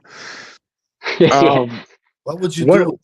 What is the last thing that you sort of found and stopped at? The JFK Jr. stuff. I started to get into it a while ago and then kind of like hit a little bit of a wall. But now that I've found or at least got back into it and started looking into where his plane went and who has it, I was messaging somebody who I believe is an actual person that says he was on Nantucket that morning, spoke to JFK Jr., and there was a military presence on Nantucket that morning, and the military has no responsibility on Nantucket or no reason to be on Nantucket, no responsibility to the Kennedy family. Why would they have been on the island? Like, and there's other ways to verify that as well. But, it's just a whole bunch of weird coinciding factual information that you got to piece it all together. So within the research that you've done right now, if you had to deduce whether Donald Trump was an actual time traveler, what would you say? No, I don't think he is. I think he is connected to somebody that is. There is a theory called the Q plus theory where they sent Donald Trump into the future, but when he came back, only 1 second had passed. So he could gather information and bring it back and tell him what's going to happen. But he's already 77 years old. You're going to send a 77-year-old into the future to come back and tell you what's going on. You're going to get gibberish like Biden's getting. Like, he's just going to be talking nonsense. But there is a theory about that. I don't think it's him. I think it makes more sense that it's either Barron. There's also, I came up with a theory a long time ago. JFK Jr. kind of does resemble the pictures of Ingersoll Lockwood when Ingersoll Lockwood wrote the books. He's got the same nose, same chin. Just because somebody looks like somebody else doesn't mean that it's the same person. But what if in order to put him into hiding after escaping the assassination attempt, they sent him back in time and he got lost, wrote a book as a message, just like in Back to the Future 3, where the doc writes a letter to Marty in the future. Could the books be a message to somebody in the future to come back and get me at this point in time? That makes sense. That makes a lot of sense. I mean, it's plausible. They made that movie, and everybody thinks that the movie plot is plausible. Why wouldn't it happen in real life if we had the technology? Yeah. What would you and do? also, Trump Tower got hit by lightning on his not inauguration night, but his nomination night. Both of them at the same time. Yeah, on the same night, they both got hit.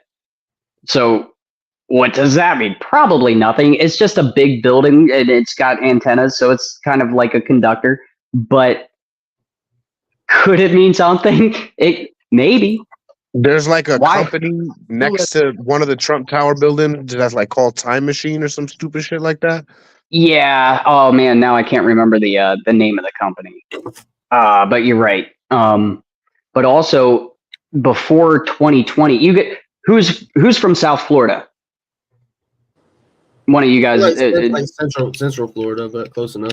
All right. Remember, I think it was 2019 when Trump was spending a lot of time at Mar-a-Lago, and they shut down the whole road for construction, that like part of the highway for months on end. Could they have been like building some sort of underground tunnel, just like underneath of the New Yorker hotel, or some sort of something, and then Hurricane Irma happens, and the hurricane is a Category 5, and it just stops. It stops dead in its tracks for like 3 or 4 days over the Bahamas when it's headed towards Mar-a-Lago, and then just changes direction. They controlled it. Yeah. Is it just a coincidence that the UN headquarters is in Senegal, Africa, and looks like the icon the Weather Channel uses for a hurricane? Like the building looks like that icon. And most hurricanes that hit the United States originate off of the coast of West Africa, where Senegal is located and that building is. Is that just a coincidence? I think Jesse Ventura will tell you no. I don't believe in coincidences, friend. I mean, weather is weird, but that all of the major hurricanes that have hit the east coast of the United States all or originated in the same spot at the same and made the same pathway. I don't know if that's possible.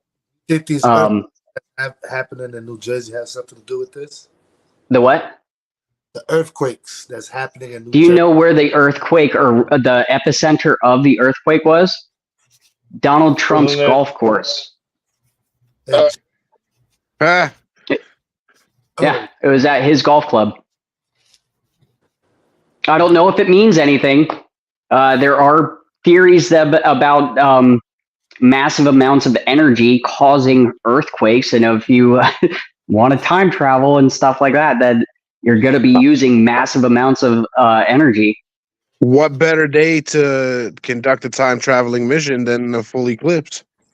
But also, the eclipse has been known to shift tectonic plates and have weird effects on geological events. So who knows? It'll also give you a specific amount of time within the eclipses happening. So you'll to complete know something. Right. You'll know when the cycle happens, so you'll know what convergent point to go to. There's also the movie In the Shadow of the Moon, where time travel is only possible during an eclipse, and it happens every 9 years. Love that movie. It's a great movie. That's a great movie. I tell What's everybody. the name of that movie? Hey, Matty. In the Shadow of the Moon. It's on Netflix. Yeah. So here's what I wanted to ask real quick before you go further. So as you were mentioning how it takes a massive amount of energy to time travel, and then and then how you said like like a solar eclipse or even lunar eclipse. I'm guessing just when the planets align, there's a massive amounts of energy that something can pull from. Like if you're using a machine to time travel, what I want to ask you is like, how have you measured that power yet? Like, is there a way like within your research that you were able to measure like how much power did it take, or you can only measure that power when stars align in such a way? I failed basic math, bro. Yeah, oh, never mind. There goes my answer. You would no, I'm not a physicist, and all I do, I try and remember what smart people said. I don't know how to actually measure the amount of energy it would take. What I'm actually more interested for myself would be the metaphysical form of time travel, like shifting your own consciousness to other realities and timelines. Yeah. So like the movie Donnie Darko, the show The OA, the movie from 1981, Somewhere in Time. This is all metaphysical mental. If you were to transfer your consciousness into another reality, right? Or another timeline, basically, what would happen to your body here? Would it just go you become an NPC? Like an autopilot. That's what I figured. I don't know. I figured that you be a shell of a person just walking around because consciousness left. You become autistic. Or you just go into autopilot kind of, or you don't have an effect on this timeline as much as you would. Who knows? I don't know. If you don't observe something, does it actually exist?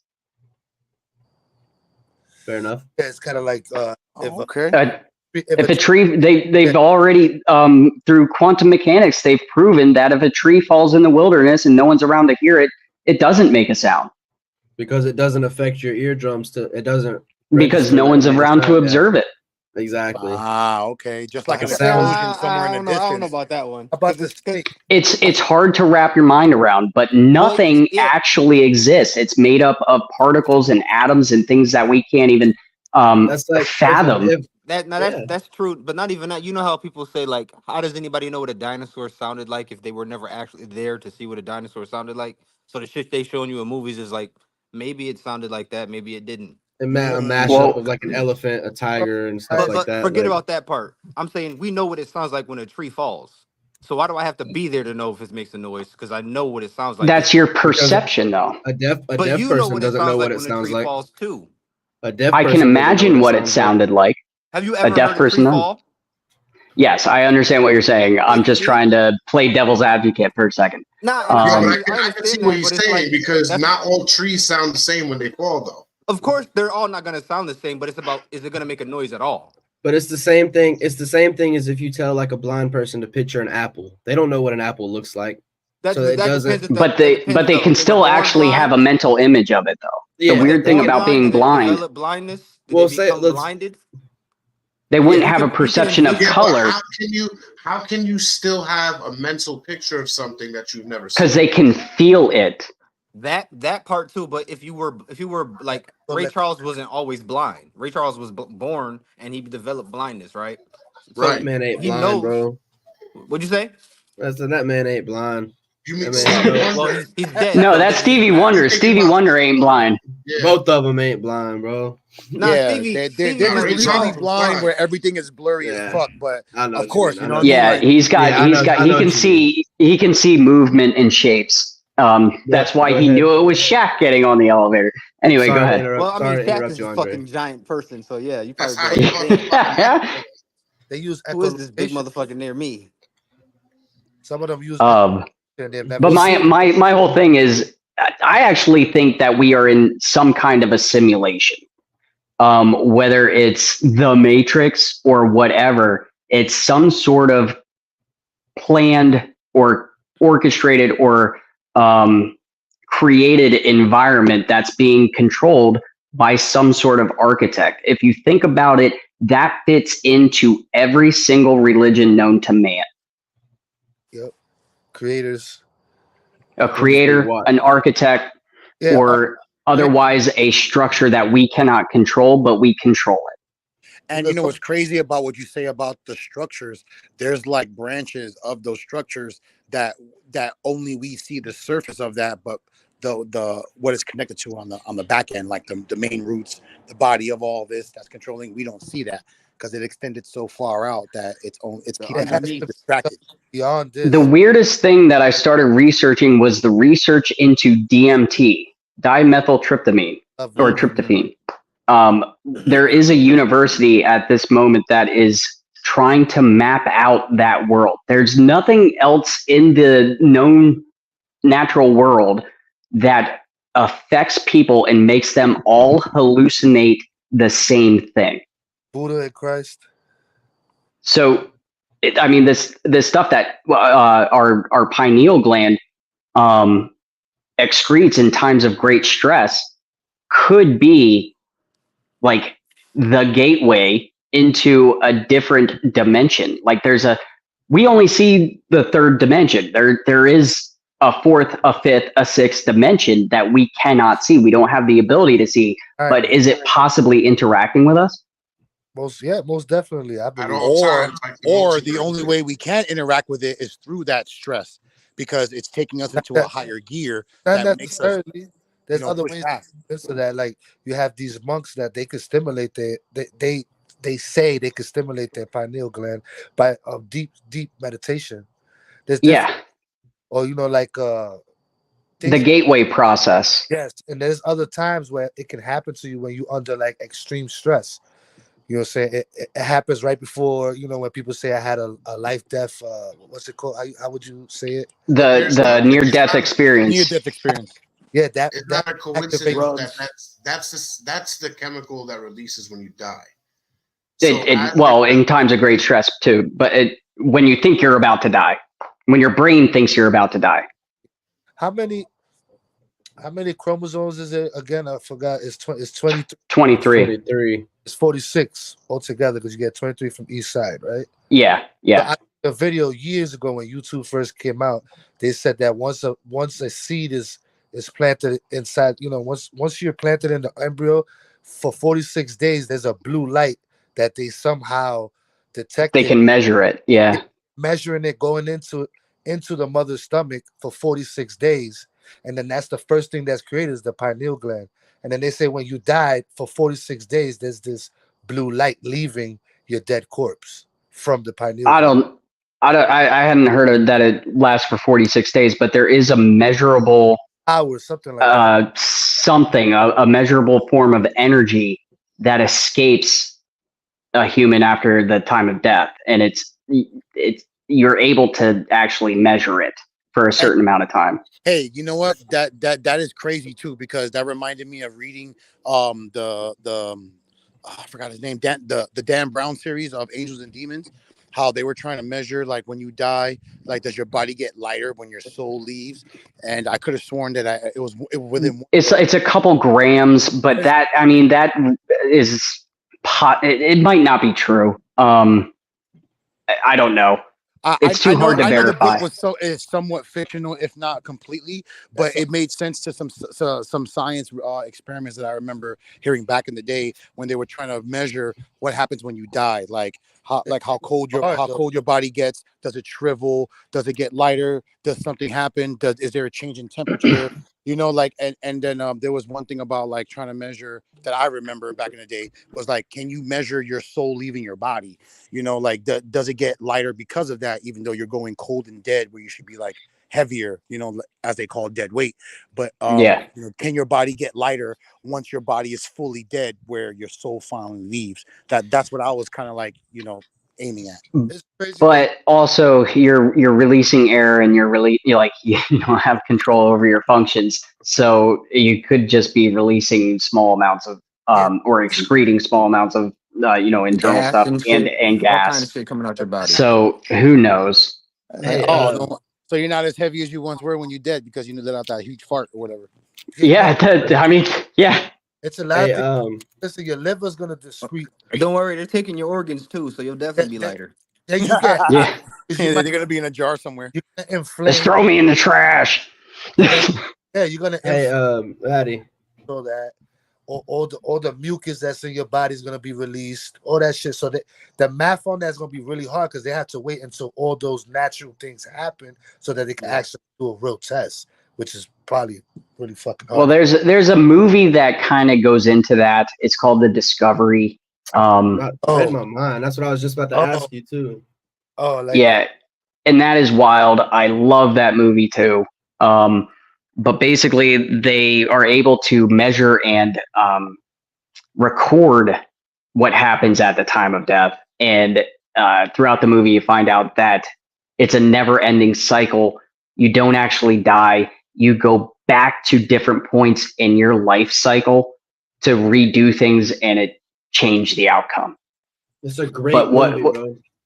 But who's to say what the right ending is? When do we actually, if I have to keep doing this, God. Hey, you know what that sounds like? That sounds like the butterfly effect. No matter how many times you went back to go keep doing it, a different outcome kept happening. No matter how he kept changing it in the butterfly effect. Do you know what the original ending of the butterfly effect was supposed to be? His last jump was supposed to be him the day he was born, and he hangs himself with the umbilical cord. That's how the movie's supposed to end. I read that somewhere too. Yeah. Yeah, he kills himself so he can't make any of these mistakes.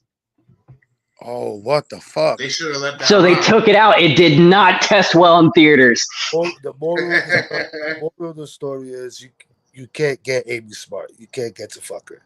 That's it. Just leave it alone. Anyway. Just leave it alone. How the fuck are you conscious enough to hang yourself with an umbilical cord? You're in a room. Where the fuck is there gravity in this fucking amniotic fluid that you're hanging? His adult consciousness kept going back into children. That's fucking crazy. It was his adult consciousness that kept going back. So everything he remembered, even when he was like 7 and he blew up the mailbox or something with a firecracker, he remembered it as an adult. Yeah, he still processed it as an adult, and that's why he tried to save that girl and everything else. It was funny that you got into the pineal gland and the DMT thing, because when I was trying to become a Buddhist, I used to always think about anointment, and then I started getting real fearful about it because they would say that you could astral travel into different times, different things, and then people would start telling me like you got to be careful with this. Yeah, and then so that kind of made me a little back away from it from a little bit. I used to dive deep into the pineal gland stuff. Are you a lucid dreamer? Are you able to control your dreams and realize when you are dreaming? Very much so. Very much so. Yes. Then until you are practiced, I would not try to astral project. Well, I can fucking. You need to set up protections before you do it. Is it true that they say that if you go outside of a door while you astral project that you could get lost? Yeah, that's what they say. You don't know what's kind of. What I do when I am in a lucid dream, I have little things that I actually I lucid dream, or used to lucid dream so much that I would have to remind myself what is reality and what is dream, because like throughout the day I'd take my fingers and I touch my fingertips to my thumb. It's kind of like Inception with the spinning top, like to know what's real, what's fake type stuff. That wasn't his totem. That wasn't Cobb's totem. Yeah. No, it wasn't. It's his wife's. But you get what I'm saying. It's like I just had to throw that out there. I never really knew that. I never pieced that together. So thank you for that. It's going to be an outlook for the movie. His wedding ring is his totem. Yeah. Okay. Totem was if I'm having a random dream and there's someone with their back turned, I will turn them. Don't do that. I would turn them because right. That just sounds like a bad idea. Listen, every time I turn them, if they have a face, then I'll be like, I don't know if it's real. But most of the time when I turn them, they have no face. I automatically. Really? Did you ever hear this? There was this video of this girl, and she said that she was dreaming one time, and she was like trying to lucid dream, and she was dreaming that she was in a mall full of people. And then, like, out of nowhere, she said she knew that she was dreaming to one of her friends. She's like, "Oh, I don't care what happens. This is just a dream." And she said that everybody in the mall just stopped and looked at her and said, "You're not supposed to be here." And they all grabbed her, started trying to pull her apart, and like some They'll of them was attack like, you. you have to wake up. Bro, I always and I got chills watching every that. lucid dream I have, I'm getting chased, bro. Yeah, I don't know what's chasing me. What Corey I just never said was see who fucking it crazy. is. that was but I'm scary, bro. When I always first seen it, getting chased. That's fucking crazy. yeah, Hey, well, you know what it's that is? That's some demons in another that's world. what They're I like, you're not thought. supposed to be here, Well, bitch. You're not supposed to be there's here right now. stuff. There's known unknowns. There's stuff that we know we don't know. Unknowns and It's unknown like knowns. it's like the Boondocks. There are I known was just knowns and I was known just about to unknowns. say. Is that where I got it from? That's one. I of don't the think that's scenes. where I got it from, but now It's I'm from- remembering that. Yeah. It's kind of like Yeah, the no, scenes. that's It's like exactly what Pulp it is. Fiction and the Boondocks mixed together. It's still Samuel L. Jackson saying it. There's a lot of things like if I'm with my Oh wife. damn it! I thought I was being like clever. You're good. If I'm with my wife, I look at her hands, and most of the time, if it's not a dream, she won't have a ring. It's weird. There's small things that I notice. I look at little like details that I notice in real life that I keep to myself, and then in the dream, I would notice these details, and I'd be like, "This is a fucking dream," and then I will wake up. And then It's like Go the ahead. episode of American Dad when Steve the son, he was lucid dreaming, and he's like, "Oh, I know that I'm dreaming because I see a red ball bounce down the street." So they're like, "Okay," and then they start messing with him. They're like, "Oh, at this time we're gonna make a red ball bounce down the street in real life, and he's gonna think he's dreaming." So I don't remember that episode, but that sounds good. Hey, but tell you know me your what? totem, Macho, because I'm gonna get you to think you're going insane here soon. there's a lot of Hey, real quick, gooey just duck. on the topic, what does it mean that Said a you don't gooey necessarily- Hey, real quick, what does it mean that you don't necessarily have control of yourself? You're at too much of your actions 100% in your dream, but you are able at will to be like, nah, I gotta wake up. And because I've had a few instances. That's like a lucid dream. Okay, because there was times where I've had the issue or like just experience of where like my nightmares, my fear is drowning or falling from high heights. For some strange reason, when it gets to that level where I feel like I can feel myself not breathing or like, oh shit, like this is getting too real. Like I have that, I guess what you call like a trigger or a switch. Like, you know what, wake up. And then like I get myself up. Or like if I can't breathe, it's like I start making myself like try to breathe harder, so I'll wake up with the like kind of Is that feeling it'll shock is that me the awake. dreams that like is that the dreams that make you like jump when you wake Bro, up? Like, that's called oh, sleep apnea, my man. I got the Sometimes same no, I don't have sleep apnea. I got the same thing. I don't sleep looking down. You know, like I'm trying to get over my third chin type shit. but I know what you're saying, Migs, too, because it's like there's certain times that you're falling, or right before you fall, you're like your whole body will jump, or like you're scared of heights, you're scared of the water. Look that shit up. Yeah. That's called sleep apnea, and your body's waking you up. 'cause you No, had- it's not Yeah, sleep apnea. that's sleep apnea. Nah, it's not. apnea, I've bro. seen people with sleep apnea. That's a whole different story. But I'm saying the only reason You've why never I seen said it that yourself way. with it, though. No. It could be your physical body putting these messages into your brain, and then you're not breathing, or you're dreaming that you're drowning, and it's waking you up. So what? It's just a logical explanation. Yeah. What is?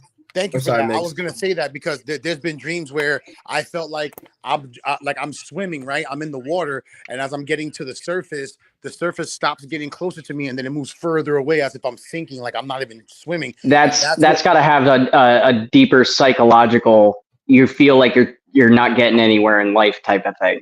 You know what's another thing? Or it just means he fell asleep too many times while he was playing GTA. Yeah, it could be. I haven't played GTA in years. So What is it? Joke's on you, homie. You heard, man. What? Sometimes routine things that happen in my life give away my dream. So like say like Well, yeah, that's how you process your what's it called? Your psyche. swimming, yeah, you would psyche. swim in a lake, right? If I went to sleep and I was swimming in a lake, I would my brain would automatically tell me like this is bullshit because you will never go to a fucking lake. Why? Yeah.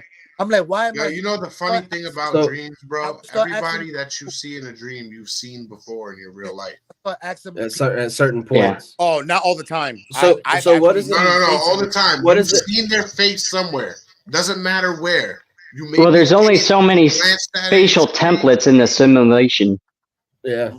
Right. I mean, look Well, branching off of that, what does it mean if you didn't see a face, but every time you see a face, it's a shadow, where you can kind of see like an outline, but it's never like too face. detailed. And by the time your brain can process it, you wake up. This boy I got don't the know. demons on him. He got the demons on him. Your brain process. Yeah. All the pasta. He got the demons on him. I've always also noticed like- that when I pay too much attention to my dream, if I am lucid dreaming and I have some kind of control, I do wake up with a sweat. I mean, it could be like a message from somewhere. I don't know. It's Sleep apnea. nobody actually knows, but it's how you process information and feelings and fears and all sorts of stuff. When you were saying that, I was before. Oh, okay. Matt, So I'm what is pretty it? sure that's Jason, his it's not body sleep telling him apnea, he bro. needs to sleep My, tight. that's my trigger. It's not sleep So what apnea. is it I can like sleep just if you're- fine. I can breathe. It's just All right. sometimes when it gets So- too So what clear, is it like if you're I dreaming? breathe. If you're dreaming and you see yourself in the dream, like you see, like Here- you're like you're a bystander watching your dream happen to you. I have to about you. I have 4 different videos on TikTok, and I make them right after I come out of it. What I've done, I used to practice lucid dreaming. I astral projected once, and I won't do it again without actually, setting up protections before. It's a whole thing. But I've been doing so much time travel research. I did a guided meditation, and it's a quantum higher self or a quantum timeline shift and all sorts of weird guided meditations. And at certain frequencies, like 432 hertz or 7 whatever, it can activate your pineal gland, and it can help you get to a certain point where you might actually be able to talk to your spirit guides. You might be able to talk to your inner self. You might be able to go to different realities that haven't happened. The weird one that happened is that I was doing one of these, and I was all of a sudden I woke up on my school bus with people that I went to school with. And since I lucid dream so much, I made a joke out of it a little bit. And then I pushed on the window, because that's the other thing I do. I find a hard surface that would normally not move, and I know what it would feel like. And if it moves or gives or anything like that in a not natural way, it's a dream. This was just a hard, cold glass window. And I'm like, where am I? And like, I just stood up on the bus. I'm like, where the fuck am I? And, I'm like 8th or 9th grade. I can't remember which. And we were on a field trip to Philadelphia. And I was looking out the window, and going into Philly there on 76, there was all sorts of shanty towns. And I'm like, what year is it? Or who's president? Like, I started asking all these questions, and no one had a cell phone. It was 2002, 2003. And there was a woman president. And I kept trying to remember the name, but like there had been a massive, large scale, like economic collapse with following a terrorist attack, and it was wild. But that's all beside the point. On the way back to school, like the dream was the span of an entire field trip, and on the way back to school, there's we go down the Schuylkill River basically, and the driver, to avoid an accident, went through the guardrail and down into the river. And I remember being in my, adult brain, like somebody was about to open the back door, and I'm like, don't open the back door. We all got to go out the roof, and we all have to go out the windows. And I'm getting people out, and somebody actually opened the back door while I'm standing on the seats, like the bus seats, and helping people get out. And I fell down and slammed my head against the floor of the bus, and immediately woke up. And I'm like, what the fuck was that? The only thing I can come up with is either it's just my brain, being overactive or overstimulated, or my consciousness shifted to an alternate timeline in an alternate part of my life, and that's how I died. That's exactly how I feel, bro. Every time I lose. Oh shit! That's So pretty that's crazy, what it bro. You means. got me having chills over here. That's that scene where the bus goes off through the guardrail into the water. Is in That's Man of Steel. In the Man of Steel, when the guy opens the thing. But you ever seen? I've never seen that movie. with Henry Cavill, right? Henry Cavill that does Superman. Well, I'm gonna look it up now. Yeah, there's a scene where Great movie. off through a car run and falls into the water, and then that's when he shows his powers for the first time to other people. They see him rip the door off, and then the bus is sinking in slowly, and They don't see him. He don't rip the door off. He just disappears. He pushes the bus up out of the water. Yeah, but you'll see. Oh, I died. It's not a whole scene of him trying to get people out. It's just like the bus goes in the water, everybody's about to drown, and then all of a sudden the bus is out of the water.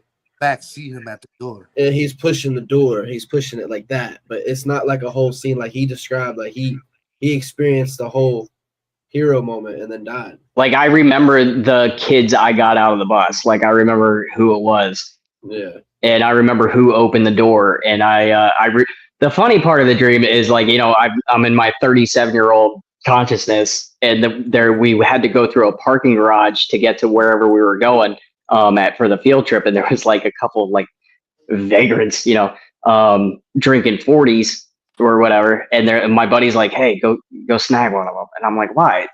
It's 140. What's that going to do? There's 4 of us. He's like, why would I steal this poor homeless guy's like last 40? Hey, Matty, I got a quick question. What does it mean in your dream where I think I ventured somewhere where I guess I got curious, or I've been to a place where I've never seen, and what woke me up was being chased by something? It probably means that you're stressed out and you have something in the back of your mind that's scary and unknown, and it's coming after you. Okay. Stress. Now, most dreams are caused by stress. Everything I see right now. Before we get too deep into another tangent, I know there's a situation that you got going on, and I want to throw your stuff out there.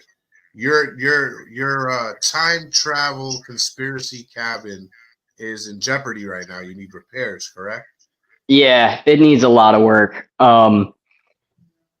I didn't know the shape it was in when I bought it, but shortly after I bought it, I wanted an appraisal for some what I thought were minor repairs, and it turns out the cabin is structurally unsound and has a ton of issues, and it's going to need to be completely rebuilt because since it is a cabin, it's not like having just a wall that you can just take apart or knock down and rebuild. They all fit together. So since it's more than one side, but one side, there is a interior wall, which is a slatted wooden wall leaning against a exterior wall, which is severely rotted, and it's got, insect damage and stuff like that, and it will eventually fall down. The cost of the repair is the least expensive I got for a quote was about $75,000 to rebuild the exterior, but that would, that's half the cost of the house. So it doesn't, in my mind, there's no way I would be able to afford that. So the only thing I can come up with is a GoFundMe. So I created a GoFundMe, which I see you put up on the screen right there. And like I don't want to say I was cheated because it was my decision to buy the house. You always take a risk. I took a risk. I lost. But if anybody has the ability to help out or can help or has, would like to, you can visit the GoFundMe page. You can donate. Hopefully, no matter what, all of the funds that are made from that GoFundMe are going to something to do with this house or this cabin or whatever you want to call it, the conspiracy cabin. What I'd like to do is keep this place, and make it better, but also make a podcast studio so it's not so echoey when I do videos and podcasts. But I'd like to make some actual improvements to the house, but it's gotta be structurally sound first. Right. So it is not a good situation. It will eventually fall down. I don't know if that'll be next week or in 2 years, but it's not very far away. It was windy last night, and I got a little nervous. Don't let the CIA get you. All right. I'm not worried about them. I'm not saying anything that nobody else has already said. No, you're right. You're right. We would have all been tracked by now. Yeah, I'm not a threat to them, I don't think. Now, I know you're a busy man. You got a 9 to 5. You got the conspiracy wall. You got TikTok, which you're doing fucking phenomenal with. Keep doing your thing. Can I ask one question before you go? Sure. So if you were to if I was like wanting to learn how to lucid dream and everything else, right? And then we'll end it after this. Yeah. A totem is like a good thing to have in order to know that you're dreaming, right? More of a mantra. So how would you go about finding what yours is? What I would do is I would go to the Reality Revolution podcast. And this guy does a really good job of guided meditation. Mm-hmm. What I do, and I don't remember if I learned it from him or somewhere else, but I have a mantra when I'm about to fall asleep. I keep saying the next thing I experience will be a dream. And I time my breathing with that. It just gets you into the mindset that I am going to sleep. The next thing that happens will be a dream. The next thing that happens will be a dream. And then my brain is a little weird. I hear like music most times when I go into a sleep state.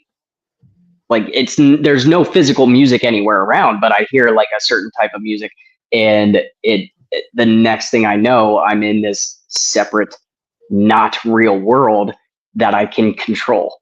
And you know it awesome. off rip that you're dreaming. Yeah, as soon as you get there, you're like, I can fly, and you just fucking fly. But you it's like a soundtrack. Never announced that what soundtrack's playing? Is it random? He does. Well, he has binaural beats playing, so it goes from one ear and like to the other ear. So it's getting the hemispheres of your brain on an equal plane, so to speak. And then it's just the first part of it is always just guided meditation. It follows the idea of the gateway process, which is what the CIA uses for remote viewing. Which is documented. It works. But there is a dream world. We don't understand it, or I don't understand it completely, but there is something out there that they don't want us to know about, but we can access it if we have the time, ability, inclination, and know-how. Thank you very much. With that being said, why don't you tell the listeners and viewers where they can access you? I'm on TikTok at Matty Ice Rants. I'm also on YouTube at what's my YouTube? The Whole Truth Podcast. I started a podcast last year, and I got to get back into it. Of course, I've had some setbacks, but also I'm on Instagram at matty.ice.87. I'm all over the place. I try and post everything everywhere. The longer stuff is always going to be on YouTube. The compilations of everything are always going to be on YouTube. But I have the most fun on TikTok. I go live every Sunday morning. I have a live Sunday morning movie where I take suggestions for what movie we watch. It's usually a conspiracy movie, and I review it and answer questions in the chat. I never make it the whole way through the movie. Somebody always gets me on a tangent, and I'm like, we're talking about this now. I had to watch The Fifth Element on Sunday. Love shit. Nice. Because The Fifth Element. Yeah. Hey, yeah. I have a quick question before you go too, and it's real quick. Is there a way to have full control over your dream, or is like a good portion have to be like out of your control? Well, if you are indeed if you do practice lucid dreaming and you can understand when you're dreaming and what is reality, what's not, you can control that whole world. And you can also it's just like Inception. It's just like Inception. And I wasn't aware of astral projection too, so it kind of blew me away. That's why I was more listening than even saying anything, because like I had a lot of questions, but I didn't know you astral projection.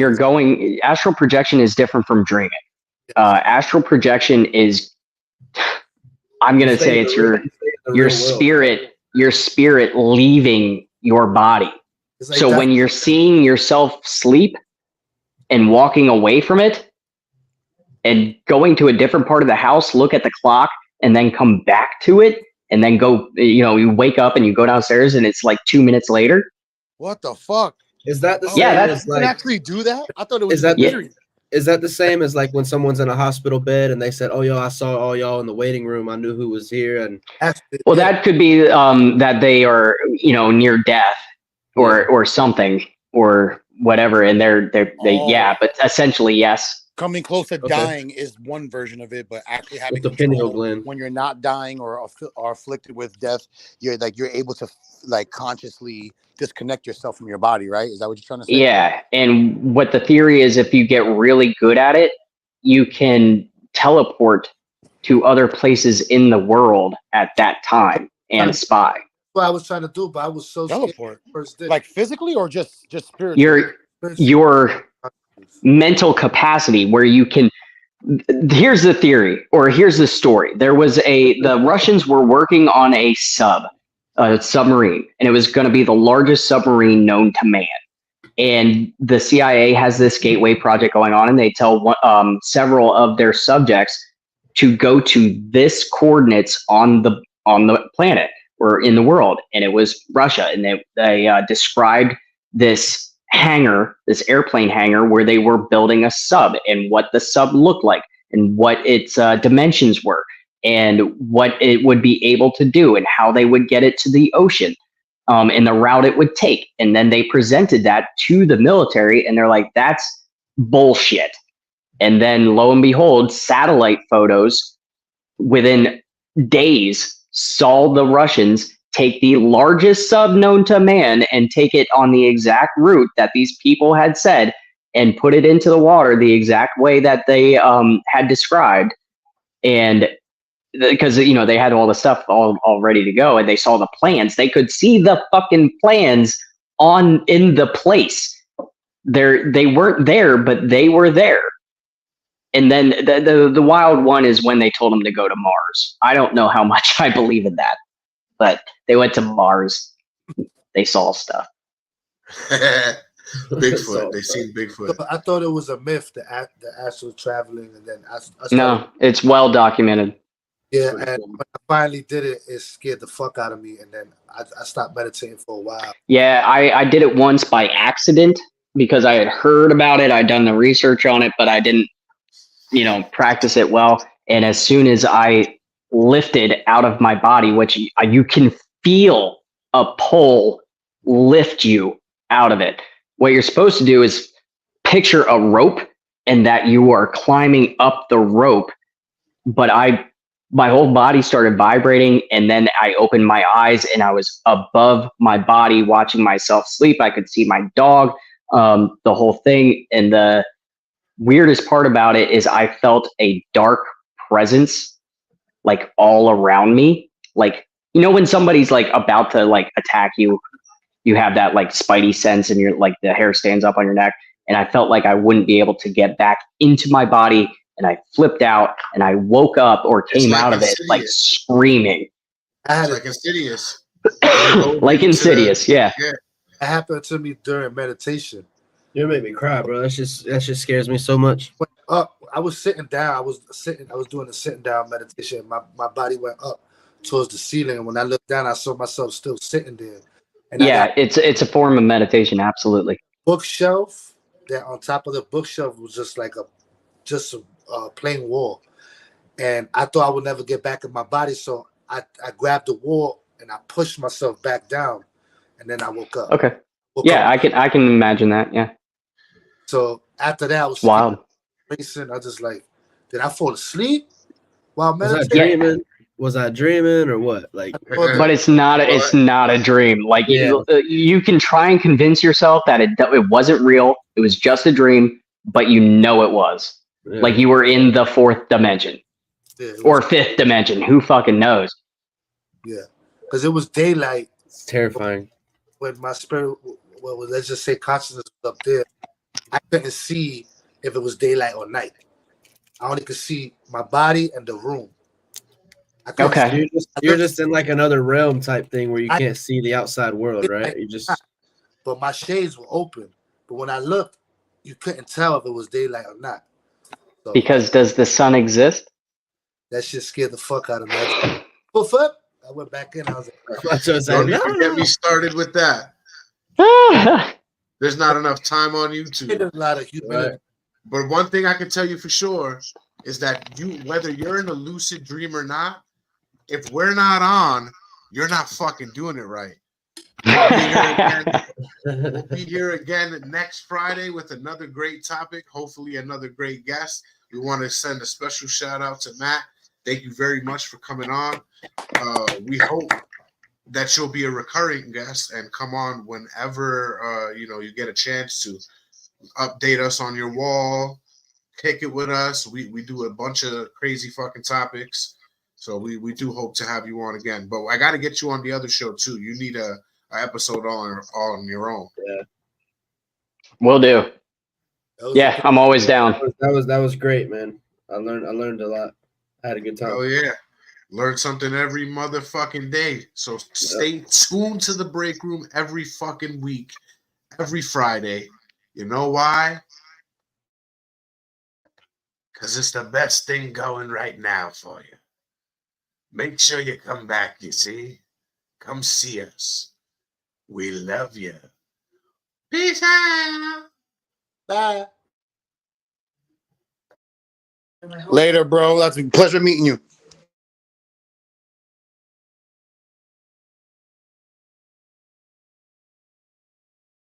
Am I still there? You probably are. All right. Thank you. Yeah, that was a lot of fun. Tuning in to Talking Junk. Great discussion.